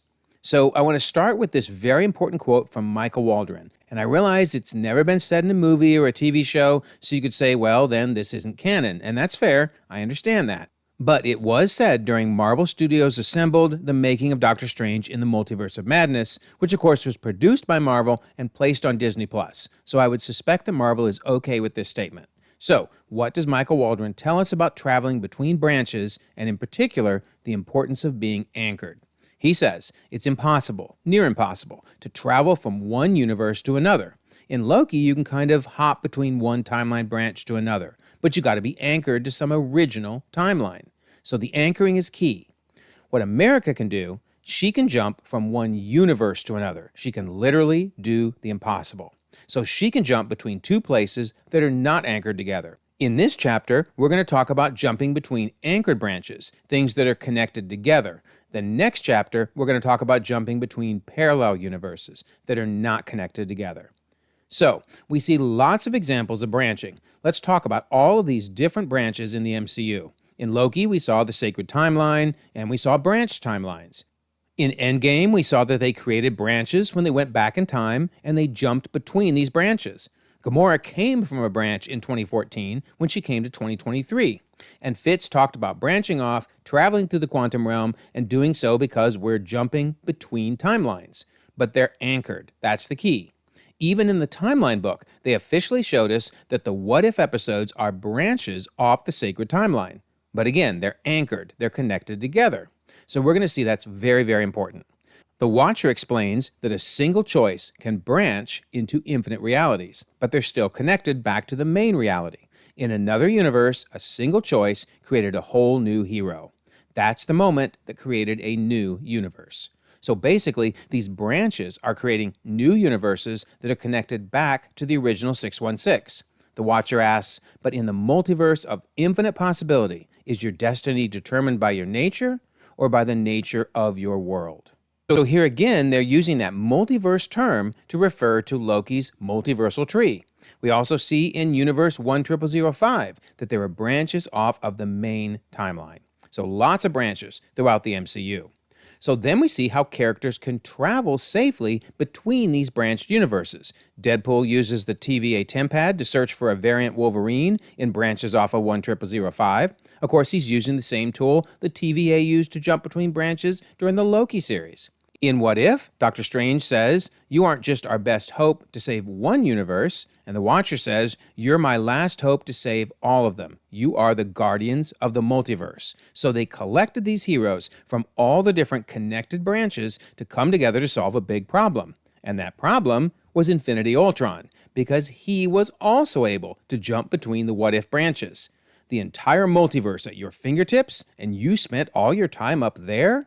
The boundaries of the multiverse are irrelevant to beings like you and me. And again, this is what will eventually become Loki's multiversal tree, which is all connected together via branches. So we have the Watcher plopping the Black Widow in a branched universe, a different one than hers, and it didn't cause a problem. She was taken from her original universe and placed in a new one, but they were branched and connected. Doctor Strange jumped between branches to grab Cohorty in one episode, and he grabbed Peggy Carter in another one. And of course, the Scarlet Witch was jumping between branches repeatedly. The Scarlet Witch, Wanda Maximoff, used her powers to reach into a neighboring universe, basically a branched or connected universe. And that's so important to note, because remember, in Multiverse of Madness, Wanda couldn't travel to 838. Only America could. Which goes back to Michael Waldron's quote, because the only choice Wanda had was either to force America to send her to the 838 universe or to take America's power for her own. But notice, there was no option of using a spell. Wong didn't know how to get to 838, Doctor Strange didn't know how to get there, and Wanda, who'd looked the Darkhold over from front to back, had no idea how to get to 838. So again, you can jump between branched universes, but only because they're all connected in the same tree. Otherwise, you can't get there. Unless, of course, you're America Chavez. So we see that the Infinity Stones can be used across different branches of the same tree. Obviously, the whole time heist was based on the fact that they could jump into a different timeline, grab a stone, and then use it back in the main timeline. Infinity Ultron also used the stones across different branches.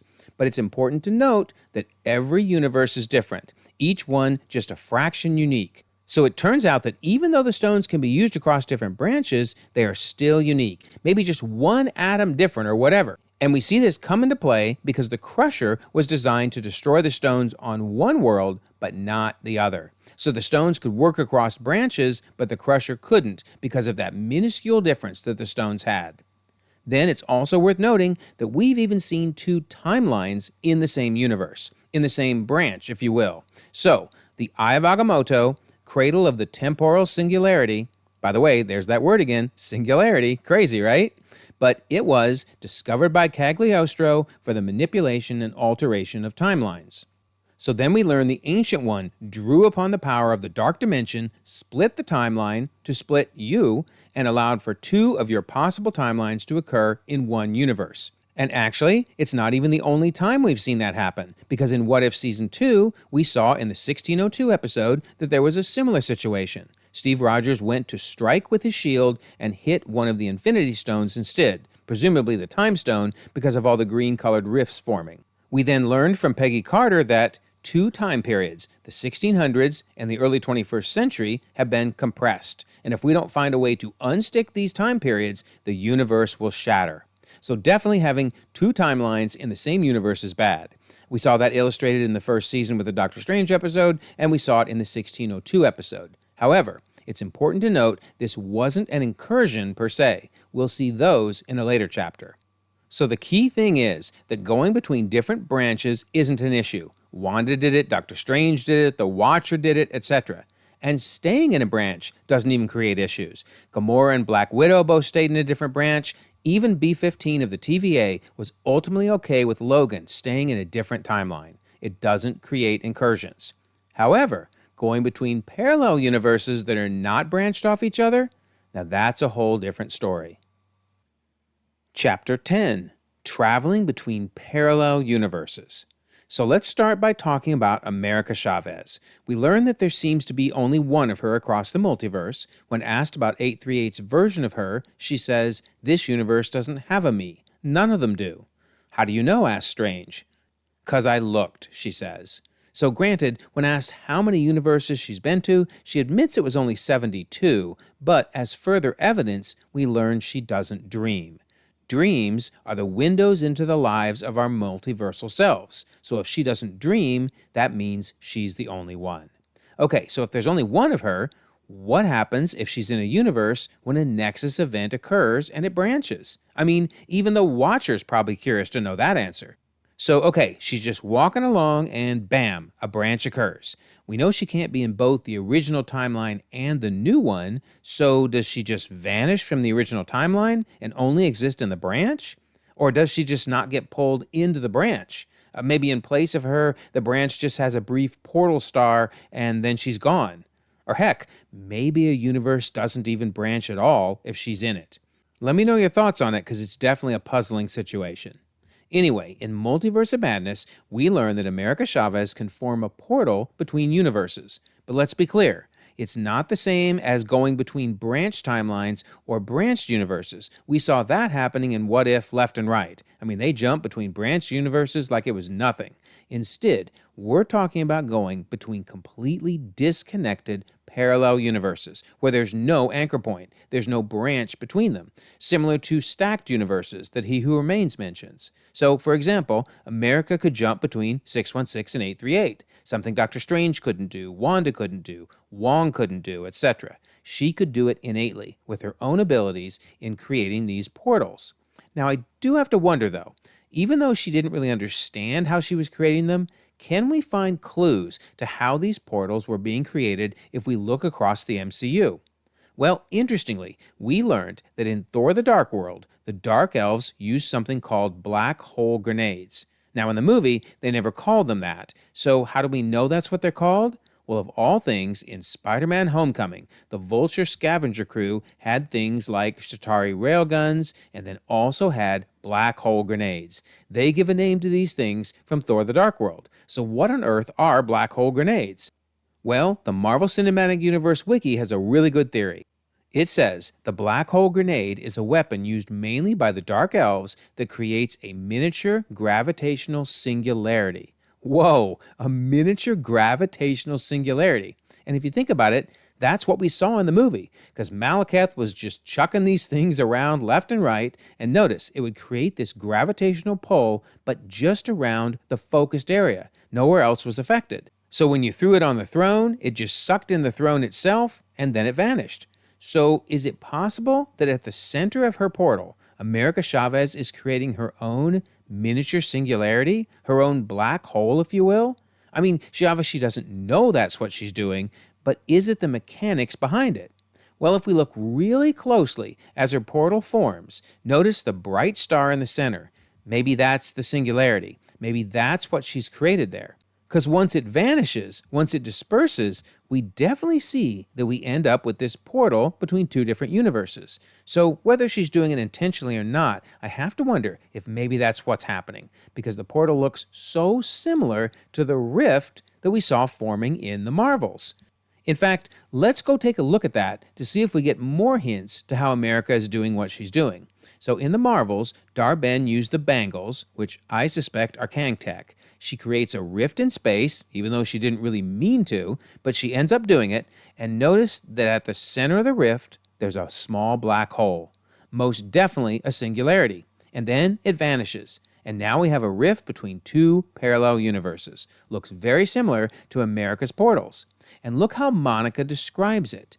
It's a self-propagating singularity with negative mass and non-Newtonian topology. I love Kamala looking at her like, what are you saying? So Monica dumbs it down a bit for all of us and says she tore a hole in space-time. And basically, that is a different reality bleeding into ours. So Monica, of course, goes in and closes the rift, but she ends up on the other side where she meets Beast. And Beast explains it as best he can. He says, "My theory? You somehow crossed through a tear in space-time. You are now in a reality parallel to your own."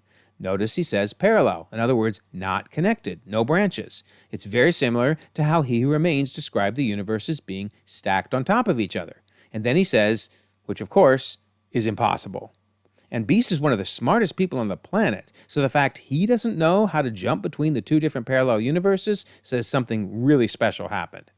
Speaking of parallel universes, Reed Richards was doing a lot of research on that topic over in 828. Here we see him theorizing that this equation not only confirms alternate dimensions, but it suggests that parallel Earths exist on different dimensional planes. And we see illustrations of this on his chalkboard. This image illustrates how he might travel between different universes. And here again, we see him looking at how one might go between universes. Then, on this chalkboard, it appears to be a wormhole to another universe. And here we see a Penrose diagram which theorizes travel between parallel universes can be accomplished via a black hole, just like we saw in the Marvels. Plus, we saw Reed using wormholes and black holes throughout the movie, especially during their spectacular outer space battle with the Silver Surfer. Okay, so now let's go look at Moon Girl, which may or may not be part of the same multiverse, but sure uses a lot of the same concepts about going between parallel universes. So at the end of Season 1 and into Season 2, she's pulled into a mysterious portal, and she ends up on an interdimensional highway, and she runs into the show's version of the Beyonder, which is interesting considering the Beyonder's association with Secret Wars in the comics. But anyway, so the Beyonder says an interdimensional highway is no place for a human like you. So they travel down the highway, and they get out of it and land on a planet that it turns out the Beyonder wrecked. Lunella says we could use that black hole to get back home. She explains that when matter enters a black hole, it's at the risk of being stretched into a thin ribbon by the hole's gravitational pull. As it approaches the singularity, there's that word again, you get spaghettification. Of course, Victor Timely demonstrated spaghettification many, many times in the Loki series. So then she says, but if an object travels through the non-spinning black hole fast enough, it can make it through the singularity virtually unaffected. Wild. So then she says, I just need to build something that will travel as fast as the speed of light to survive the travel. And the only thing theorized to yield Alcubierre warp drive is negative mass. Alcubierre warp drive? What is she talking about, right? Well, once again, Marvel uses science theory because the Alcubierre drive is a speculative warp drive idea according to which a spacecraft could achieve apparent faster-than-light travel by contracting space in front of it and expanding space behind it under the assumption that a configurable energy density field lower than that of a vacuum, i.e. negative mass, could be created. So she says, that's it. I'll build a ship propelled by negative mass. And you might remember the words negative mass because Monica said that as well. A self-propagating singularity with negative mass. So everything is just syncing up so well between these shows and movies.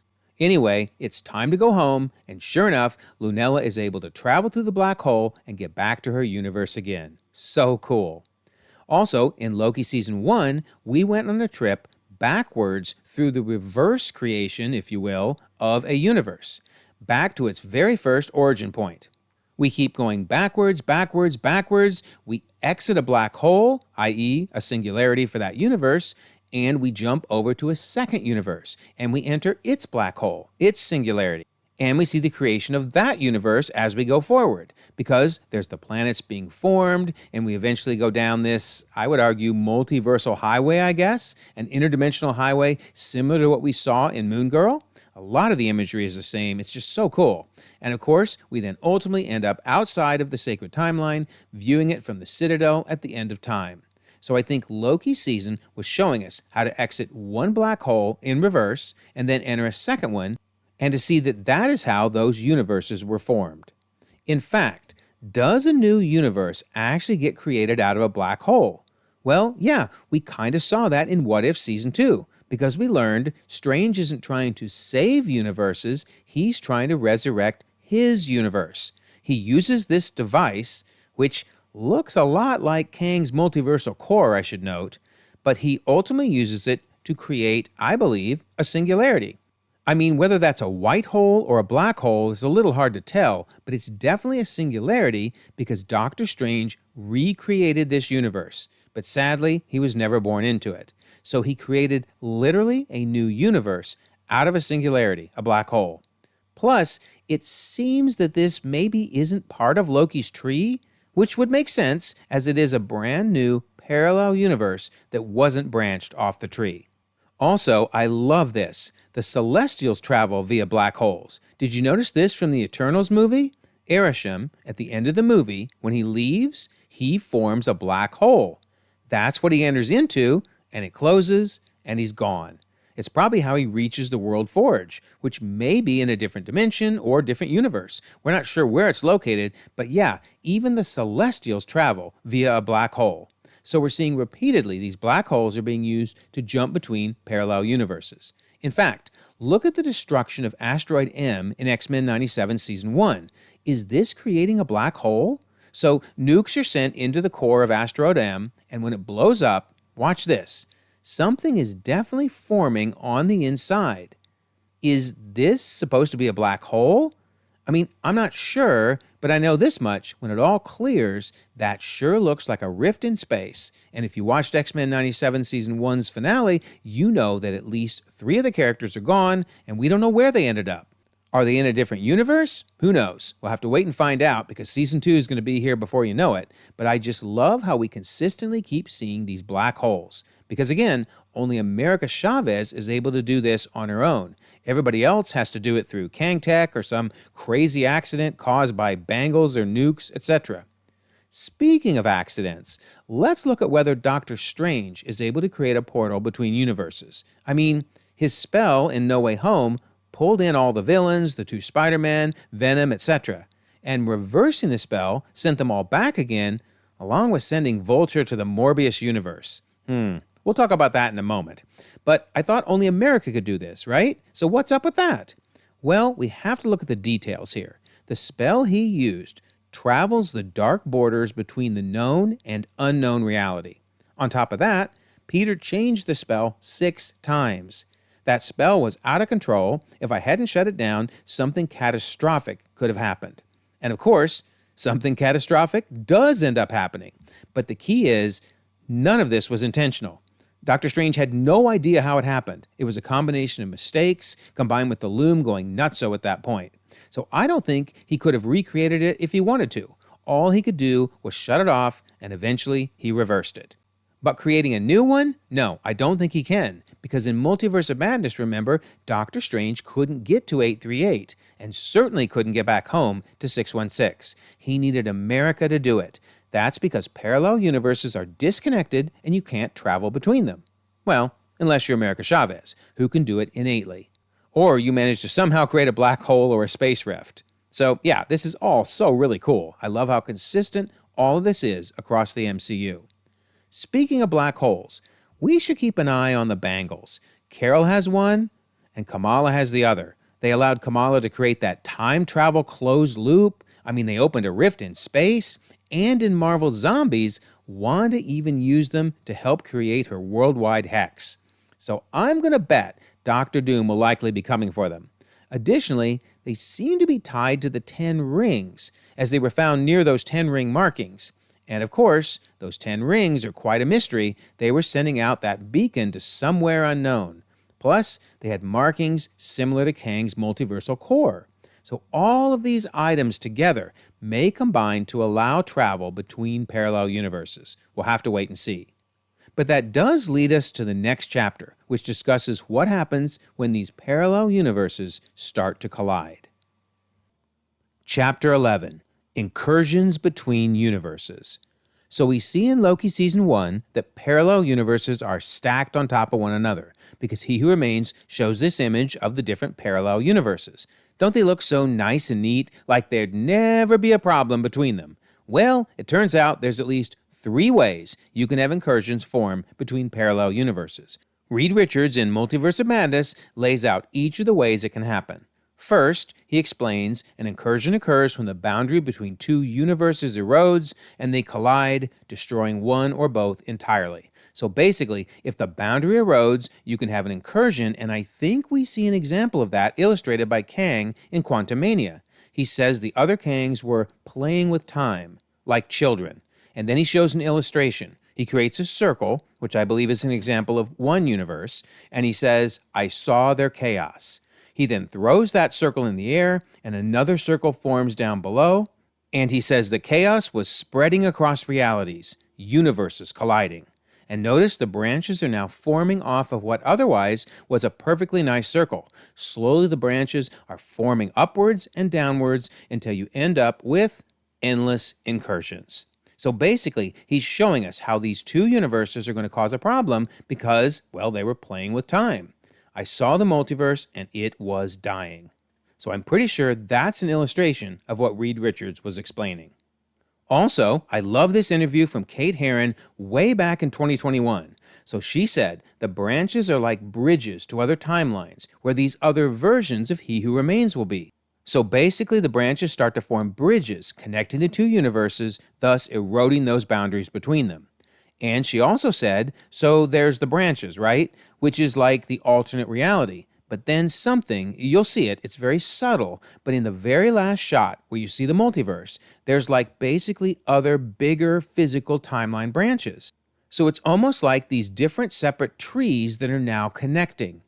Whoa, can you believe that? She literally used the word tree, as in Loki's tree, way back in 2021 to discuss how these bridges can form between the different timelines. She goes on to say, it's almost like a bridge. If you can imagine the branch, it's like another reality. But if that branch extends beyond a certain point, it will then connect to other physical timelines. That last shot we did, there are like other thicker branches that are meant to be our timeline, and there are the other timelines like that, and the branches are the connectors, basically. So she's essentially describing, way back in 2021, what the Kang from Quantumania was showing to Janet. I love how it all connects. All right, the second way you can cause an incursion is by visiting parallel universes. So Reed Richards says, Stephen, your arrival here confuses and destabilizes reality. The larger the footprint you leave behind, the greater the risk of an incursion. And I think we saw that in No Way Home, because Doctor Strange realized they have to get those villains and the Spider-Man back to their universes. He says, I need you to capture them and bring them here while I figure out how to get them back home before they destroy the fabric of reality. So basically, we started to see an incursion forming because those villains and the Spider-Man were in the wrong universe. So going to a parallel universe is a big-time problem. However, we've seen multiple times that staying in a branched universe is not an issue. Gamora came from the 2014 branch, the Watcher put Black Widow in another branch, Logan is allowed to stay in a different branch, etc. They ended up in different branches and there were never any issues of incursions. So that's really important to notice. And it does make you have to wonder why we don't have an incursion in the Morbius post-credit scene, or at least eventually we would have gotten one, because the Vulture was sent to Morbius's universe. Has to be the worst post-credit scene ever. I'm not sure how I got here. Has something to do with Spider-Man, I think. Oh, so painful. So very, very painful. I mean, first of all, there's no way Doctor Strange's spell would randomly throw the Vulture into the Morbius universe. But even if it did, the Morbius universe, which is the same as the Venom universe, would be destroyed. It's so ridiculous. And actually, I think Sony did a mea culpa and fixed this, because in Across the Spider-Verse, they seem to imply that the Collider event is why the Vulture got shot to the Morbius universe, not because of Doctor Strange's spell. So Spider-Gwen says, "You're not my Vulture. What are you, made of parchment?" And we see a Vulture from a different universe shouting, "What cursed world have you brought me to?" Well, you were having an espresso in some old-timey Leonardo da Vinci dimension, and suddenly a portal opens up, and you wind up here. And of course, that portal is because of the Collider event during Into the Spider-Verse. Then Miguel says, you left a hole wide enough for guys like him to randomly get shot into the wrong dimension. Now I'm stuck putting everybody back where they belong. So I'm hoping that Miguel essentially put Vulture back in 616 and just erased that terrible post-credit scene. But I love the idea that the post-credit scene didn't happen because of Doctor Strange's spell, and that it actually happened because of the Collider event. Beautiful. Simply beautiful. And we may have some incursions on the horizon due to multiversal visitors. Monica may cause an incursion between 10005 and 616. The Fantastic Four's arrival may cause an incursion between 828 and 616. And that leftover drop of Venom goo may cause an incursion between 688 and 616. Oh, and then there's that whatever the heck incursion Doctor Strange caused, right? Which it seems Clea is working with him to fix. Definitely lots of trouble on the horizon. All right, so the third and final way that you can create an incursion is dreamwalking. So Reed Richards explains that the 838 Doctor Strange had been dreamwalking, and he had inadvertently triggered an incursion, resulting in the annihilation of another universe.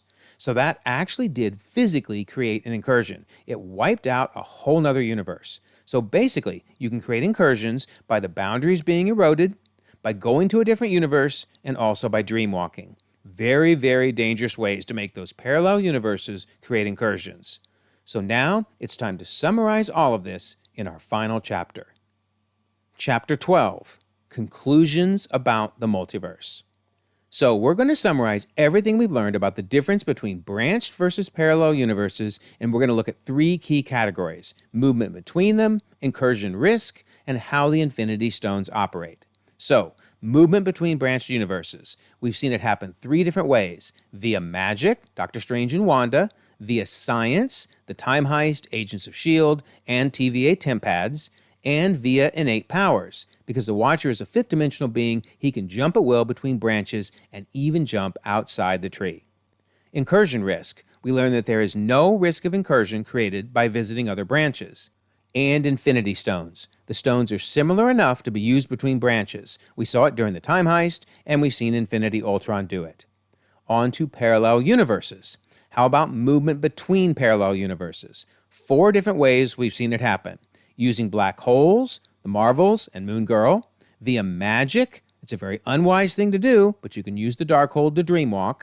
Science. It seems that the Kang tech allowed that original meeting between the Kangs for them to maybe create a black hole or a rift or whatever using the tech, and that may in fact be how it happened in the Marvels. And innate powers. There's only one person in the universe who can do it, and that's America Chavez. Incursion risk. Actually, there are 3 different ways you can create incursions. If the boundaries between parallel universes erode, if someone visits from a parallel universe, or if someone dreamwalks into a parallel universe. And Infinity Stones. They are unique enough across each parallel universe to create completely different realities: paint, cubed, animated, or even different flows of time.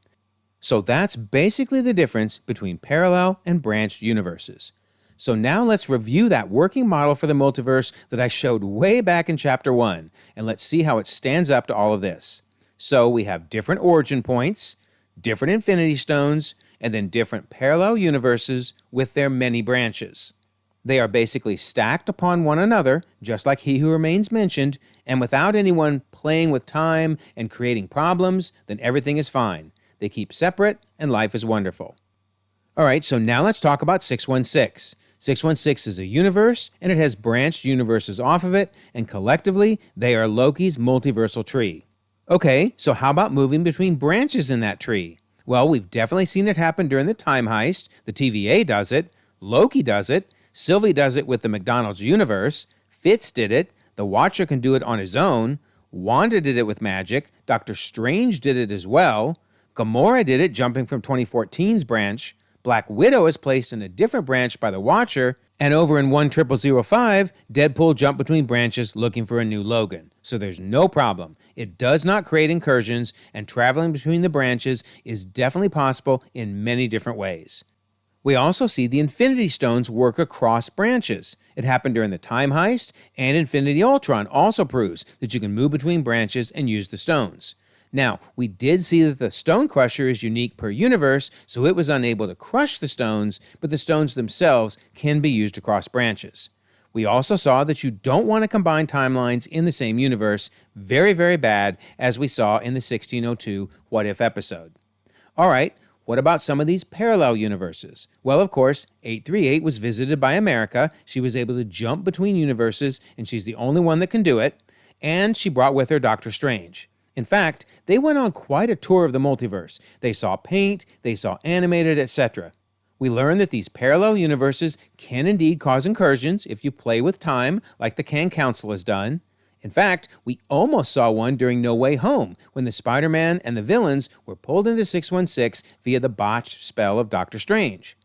We also see that you can create a rift between parallel universes, a rift in space via a black hole, and that's how Monica was able to go over and see the Beast, and probably is going to end up creating an incursion. The TVA is now monitoring all the different universes across the multiversal forest. Reed Richards is studying parallel universes, and from the looks of things, may have figured out how to travel between them, and Doctor Doom is ready to make his mark on the multiverse, likely causing it to collapse once and for all. So there you go. I do think this model works perfectly for the multiversal forest. And that's why I also like this multiversal timeline. So kind of keep this in mind as we head towards Doomsday. And I absolutely love this summary by Aegon VI. A multiverse is a forest of trees, each with their own Big Bang and offshoot timeline branches. And these trees are canopy shy. If they touch, they may annihilate each other. Tony Stark figured out how to travel up and down a single tree and between its branches, vertical travel. America Chavez can travel between trees, but always seems to arrive in the same relative time period of that tree, horizontal travel. And the Kangs, and also the TVA, can do both, and they can also stand outside of the forest and marvel at the trees. I truly love that. So there you go. That is the definitive history of the multiverse. During this video, I have literally talked about 30 plus different MCU movies, TV shows, or connected things like Morbius, Venom, Spider-Verse, etc. 30 entries, and I believe they all tie together so well. I am very, very impressed how this overall story has been coming together. Major kudos to Marvel for that. So that's the end, at least for now. There's so much more to learn as we barrel headfirst towards Doomsday. Hope you enjoyed this video. Be sure to leave your thoughts, as I love to read and respond to everything. So we do have a November contest running all month long. Be a subscriber, leave a comment, and you could win a book or a steelbook. Best of luck. And because the channel has hit 30K subscribers, I'll actually be awarding prizes to 5 winners this month to celebrate, thanks to everyone that has subscribed. Plus, October's winner will be announced in the next video. And there's a membership option with lots of cool perks in case you're interested in that. And I always love to mention the Discord. Here we are talking about the fact that Doomsday is arriving in just 14 months. Crazy how time flies. And speaking of, we have a Doomsday rewatch on the Discord. Every day listed here at 7 p.m. Eastern, we'll watch a different show or movie leading up to the December 18, 2026 release of Doomsday. So we have 2,400 members across the globe, conversations 24/7, and I'll leave a pinned comment with an invite so you can join. Also, if you don't mind, like this video, subscribe if you haven't already. You can check out more content, and we'll all continue to enjoy the ever-growing, the ever-changing Marvel Cinematic Universe.